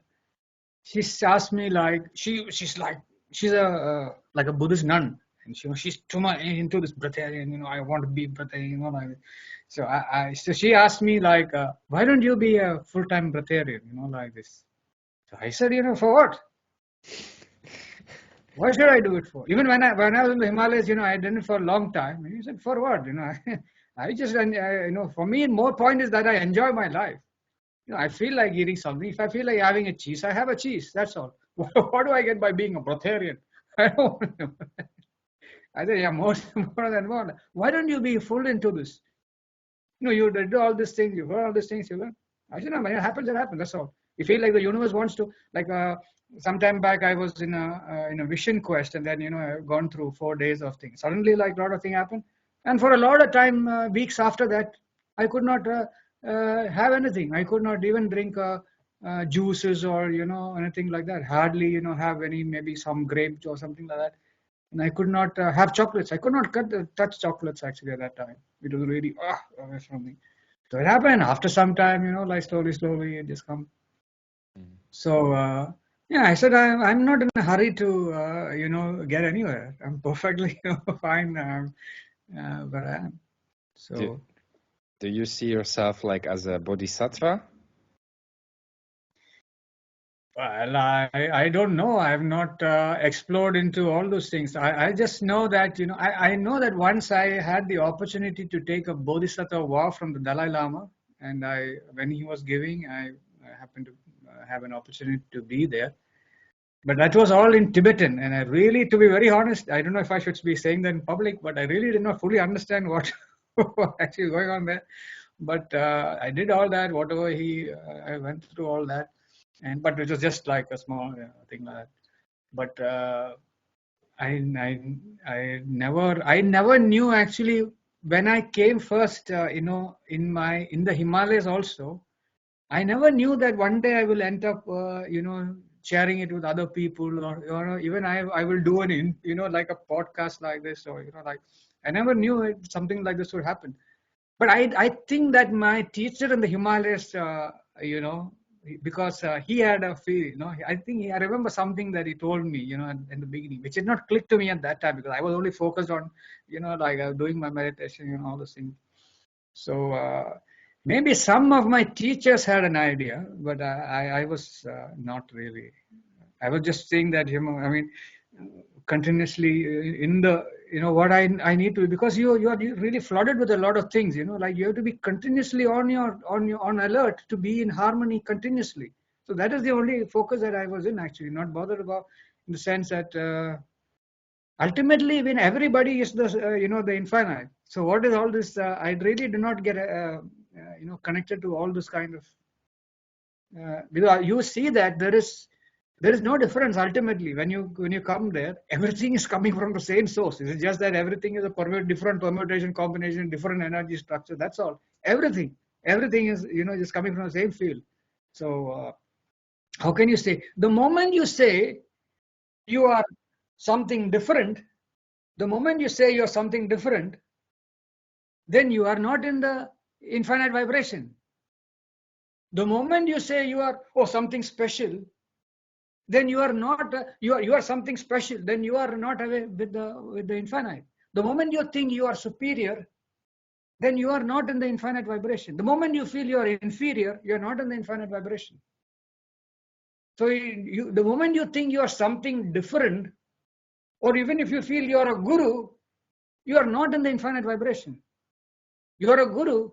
That's what I like what one of my teachers said, actually. So he said, if you are a guru, you are not the infinite. See, because you are a guru, you are a limited person. The infinite is all provided. So that's why many people. I had one of my teachers, even in his heights of popularity, he had thousands, hundreds of thousand people following him, and he just decided to go into the Himalayas and meditate. And he said, I have not come here to become anybody's guru. He said in the what he actually said or meant was, the feeling that I get, to actually translate what he said, the feeling that I get, he didn't say it like this, but he said it in different words. But what he meant, or what I understand, is that the feeling that I get when I be in oneness with the infinite is much greater than that, much greater than coming out of that feeling and becoming the guru of 100,000 people. So it's my choice. What do I choose? Okay, thank you. Where can people find you if they want to connect with you or follow you? Oh, that's why I said, after all these things, I'm still struggling to have a website. Not struggling in the sense, finally, I had a name, like a web thing got, and just got one page actually on the, because last week you said about this, like suddenly some things came together, and I knew that this question would come. So I thought, I asked somebody, you can do something. So there is now a page. It's called infiniteawareness.life. Okay. So the meaning of that URL is infinite. It's about bringing infinite awareness into life.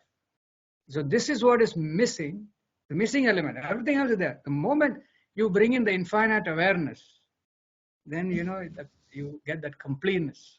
Yeah. So that URL came in actually. So even that's what, the website came in because somebody wanted, somebody who was actually in the group, they were saying, if we have to tell somebody else, we cannot explain so well. Do you have a website?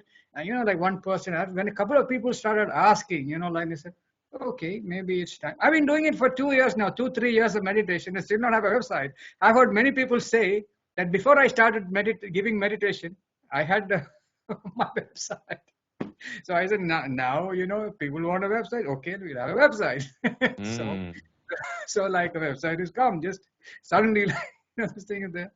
So that's the thing. I hope that, slowly, there is a contact page at least, if people want to do the meditation, they can contact and we can arrange this. So slowly, when things come up, when somebody asks for something else, okay. Like I said, the infinite works is when there is a demand, only then there is a supply. If you don't want it, then the infinite is there for everything. Everything is there. But you get only what you ask for. You want it, Then you ask, do you want the vibrations of the Buddha? You want the nirvana? Yeah, it's there. Nirvana vibrations of the Buddha are there. Do you want it? Yeah, go take it. Who's stopping you? Go take it. Like nobody. When you ask, you heard ask and receive. So this is what we are practicing in the meditation. You're calling in the meditation. You're receiving it and you're feeling it. It's not like something that you're immediately feeling. You're receiving and you're receiving the receiving. You respond. You're feeling a response from that. So that's how I'm moving at that pace. I don't want to take all these things on my head. Like if the infinite wants to do it, yeah, okay, no problem. My headache. If people want to do it, don't want it, I said, okay, I'm very happy. I just go my way. So it's not that I'm going to break my head over like who's doing, who's not doing. You want, yeah, of course. I'm I ready to give. If somebody genuinely wants, yeah, I break up everything and I make myself available for that. Yeah. That's the thing. So I still have questions left, so I will ask you for another interview later. But for now, do you have any last thing that you want to share or that you want to leave this interview on? Last message or something? No, I think it's very beautiful how you led the process. It was I could feel in that the harmonious flow and how it was going. And so, I just feel that it is something again how the universe wants, because this is the first time I'm doing it. I've not done a podcast before or, nothing like this. So it's the first time. So maybe I feel, I don't know. Nothing. So let's see how this. I'm just tuning into when I have this kind of when this happens, and I'm saying, oh, maybe the universe is planning something. Maybe the universe. So I'm just sort of tuning into. Okay, maybe the who it's reaching out to, or so. Yeah. I don't know. I'm just sitting here, and I say, So just pass the credits to, just know that I'm. That this is tuning into the universal will. What the universe wants. It's not what I want or what somebody else wants. So you just tune in. Even when I go somewhere, like I've had a lot of things with somebody. Like I said, when I go somewhere and somebody wants me to do some things in a certain way, I don't I have a clash there, because I say for me it's not what you want, even though maybe it's your thing, whatever it is. He said it's not what you want, or it's not what I want. What does the universe want? So that is what we tune into and said, this is what once we can do that, when we can tune into that, then we create the new earth, or and that's where it's going actually. We are all, there's a lot of work actually happening now, and the creation is actually for that, to create this the higher dimensional thing. See, if more and more people were to connect it to the infinite life, you see there's going to be a huge change in the society. People are going to be free, and more free people is really going to change and they just need to work on themselves. Everybody just needs to focus on living their best life, and that can happen by being in perfect connection with infinite energies. That is just that they have to do.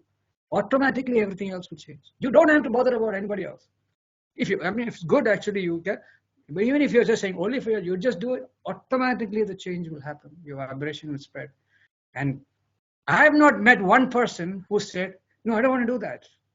I've gone to people. I've talked to people from all religions: Christian priests, Hindu sannyasis, Buddhist monk, Muslim imam, everybody. Nobody said, no, I don't want to come close to the infinite. Everybody said, when I talk to the Christian, I say, oh, this is what Christ said, this is a Christian, or the Hindu person, and this is the Islam person, he also said the same thing.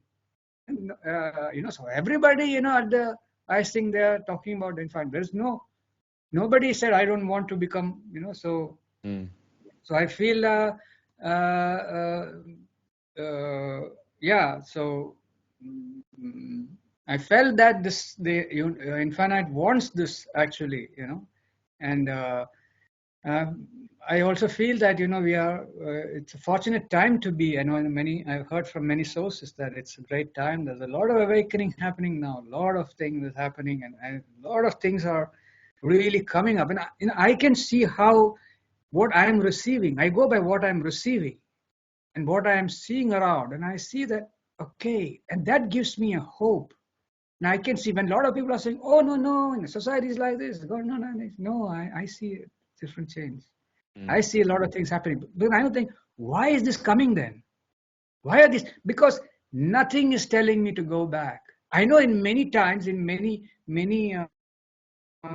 ways, I'm challenging, many of these situations, and many of the people, when I do like, like I say, when I come on this, it's really confronting in many people and situations, and so I take I take an attitude like, okay, I don't, this or I don't know, this is what's coming, so I really I'm getting into a lot of kind of thing, but I said being there, and it's going only forward.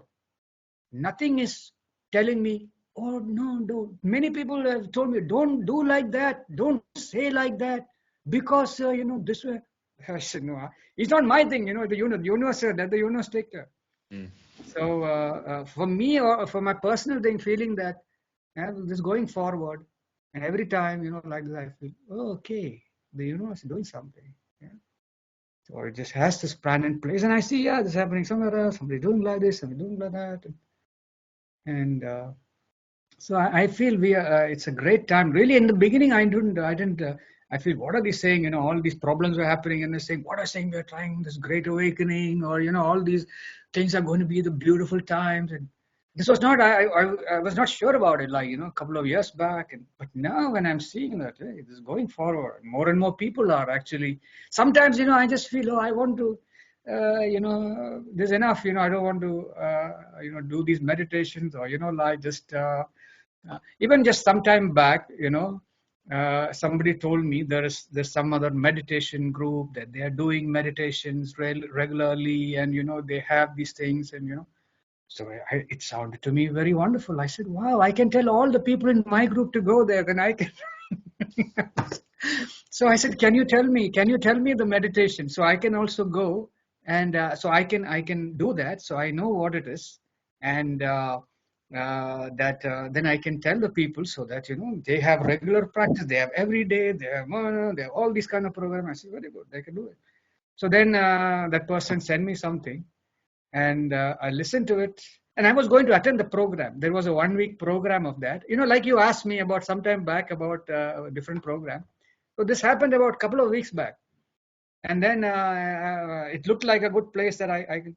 So I thought, let me send. I looked at the program. I looked at for 2 minutes, 3 minutes, and I said, I'm not going for the program. I was planning to go for the program 6 weeks. I said, I'm not going for the program. And then I just came to a meditation. Why are you doing this? Why are you going up when you're with the infinite? Why are you actually doing that? This? Then I realized why I should be doing this, because that is a good program. There's a lot of people who can come. It's available free of cost. All these kind of things are done. I found what it was different from, this. But then I felt why I should be doing this, why I should be, telling on this, focus on this thing. And otherwise, then I could have told everybody, oh yeah, please go there. And I can, do something else, or what, like, yeah, like I said, because I feel like, the universe, because see, now one more thing. Before I stepped in, I felt at a particular time, and just before I had stepped in to do it myself, I really hesitated, because I felt, I have a lot of meditation to do myself, I want to go in and, do all these things. I started telling a lot of people, who are some of my teachers, and who people already had a very great following, and, and that I tell them, I said, hey, why don't you include this also as part of your message? You can tell them, you already have a lot of people who will listen to you. Just include this, and it's not conflicting in any way, and all those things. But I found that they were I could not go forward with them. Many times I placed. I really did not want to. I said, you are already doing it, and you love doing it. You have this thing, and just include this. I said, yeah. And I found it was not happening, and then I found that I was led to a thing where I was really pushed into it. I really had to be pushed into it, that I didn't have a choice, and I had to come out and actually do like this. I said, okay, right. That's why I said it. Really, you want to do it? And I said, yeah. So yeah, so I feel that this, and I feel actually, yeah, and I feel this has the potential to reach every person in the world, and I feel there's no person in the world who don't want to connect to their source or their creator or their original parent. Let's just say there is only one parent. The biological parents are two, but in reality, the actual, what do you call it? The actual parent or the divine parent or whatever. It's only one. The source. The source is the parent of everything. So no, and like as a child, we can go to the parent for everything. The parent provides everything. We can approach the parent for everything. So that actually somewhere gets broken off, that connection. That is the thing. That's when you recognize that is a parent. That's what in the Hindu tradition there is a slogan or a chanting. Just says it describes the source saying, "You are my father. You are my mother. You are my mother and also my father. You are my relation and you are my friend." I say, Tomeva mata chapita tomeva, tomeva bandhu chasaka tomeva, tomeva vidya dravanam tomeva. You are my wisdom, you are my wealth. Tomeva sarvam mamadeva. You are my everything. So you're referring to the source. And when we have an unconditional and infinite supply and freely available, that makes you, gives you everything, who would not want to actually connect with that? So I think this is what the infinite wants. That infinite wants everybody to come back to the infinite. You looked everywhere, you not found the satisfaction. Come back to me. So I think it is for that purpose that the infinite is releasing it at this point of time. And yeah, I'm lucky to be here, and to be and I'd like I said, I love doing this. Yeah, I said so. I just it's very nice. I love to be if somebody finds it useful, I really love it. And the moment somebody says, no, I don't feel, I said, all right. If somebody tells me I don't feel, I said, yeah, please, you're welcome. They want to leave the group, yeah, very good. You want to stop me, yeah, please. I'm not in the sense, but if somebody wants genuinely, they say the meditation, I see that I make myself available. I said, what time are you free? I said, what time are you free? You tell me the time. I will actually, because this is the most important thing. When the Buddha was dying, when the Buddha was dying and it was announced that Buddha was dying, it's going to be last time. Whoever wants to see the Buddha, that they can come and see him. And so then one man actually came, or his charioteer, or when somebody was driving a chariot, or somebody, he came. And there was the last time everybody could see the Buddha and go. He came to say, and somebody was coming, and he just came and said, I want to learn the Dhamma from the Buddha. I want to learn the meditation from him, or I want to learn the teaching from him. They said, no, this is not the time to learn. He's on his last stage, you can just see him and go. And you see, the Buddha overheard somebody saying like this. He said, no, I don't want to learn from other people. He said, there are many other people teaching meditation, all these things, you can learn from them. They're all fully liberated people are there, you can learn. He said, no, I don't want to learn from any of you. I want to learn only from him. So many times available, you didn't come. Now at the last moment you come. He said, no. And Buddha overheard it. He said, Buddha, who's that? What's happening there? He said, yeah, somebody wants to learn Dhamma. Or he said, okay, yeah, send him to me. He said, yeah. Then at that moment also actually he's teaching, because he knows, how, if somebody wants to get liberated, wow, somebody has that desire. Maybe at that moment, the desire for liberation came for him, that he wants to liberate. Wow, you make yourself available there. It's the greatest thing. It's the greatest service that you can give to the man, to him, the greatest service that you can give to, to connect somebody to the infinite source. Mm. So yeah, that's where it is now. So Mm-hmm. so yeah, thank you very much, Igor. Thank you very much for having this. Very Very much. very grateful to you, Mm-hmm. and thank you to whatever made you invite me, invite this thing into, to bring it into a thing. So, and I did not, I don't, I was telling somebody, I said, yeah, Igor has invited me, but I don't think I don't know if he knows that it's going to be my first, anyway, whatever. So, yeah, and, but it's great. So, but I never expected also, I did not know you were doing all the podcasts. But Yeah. thank you very much. It's really Thank you.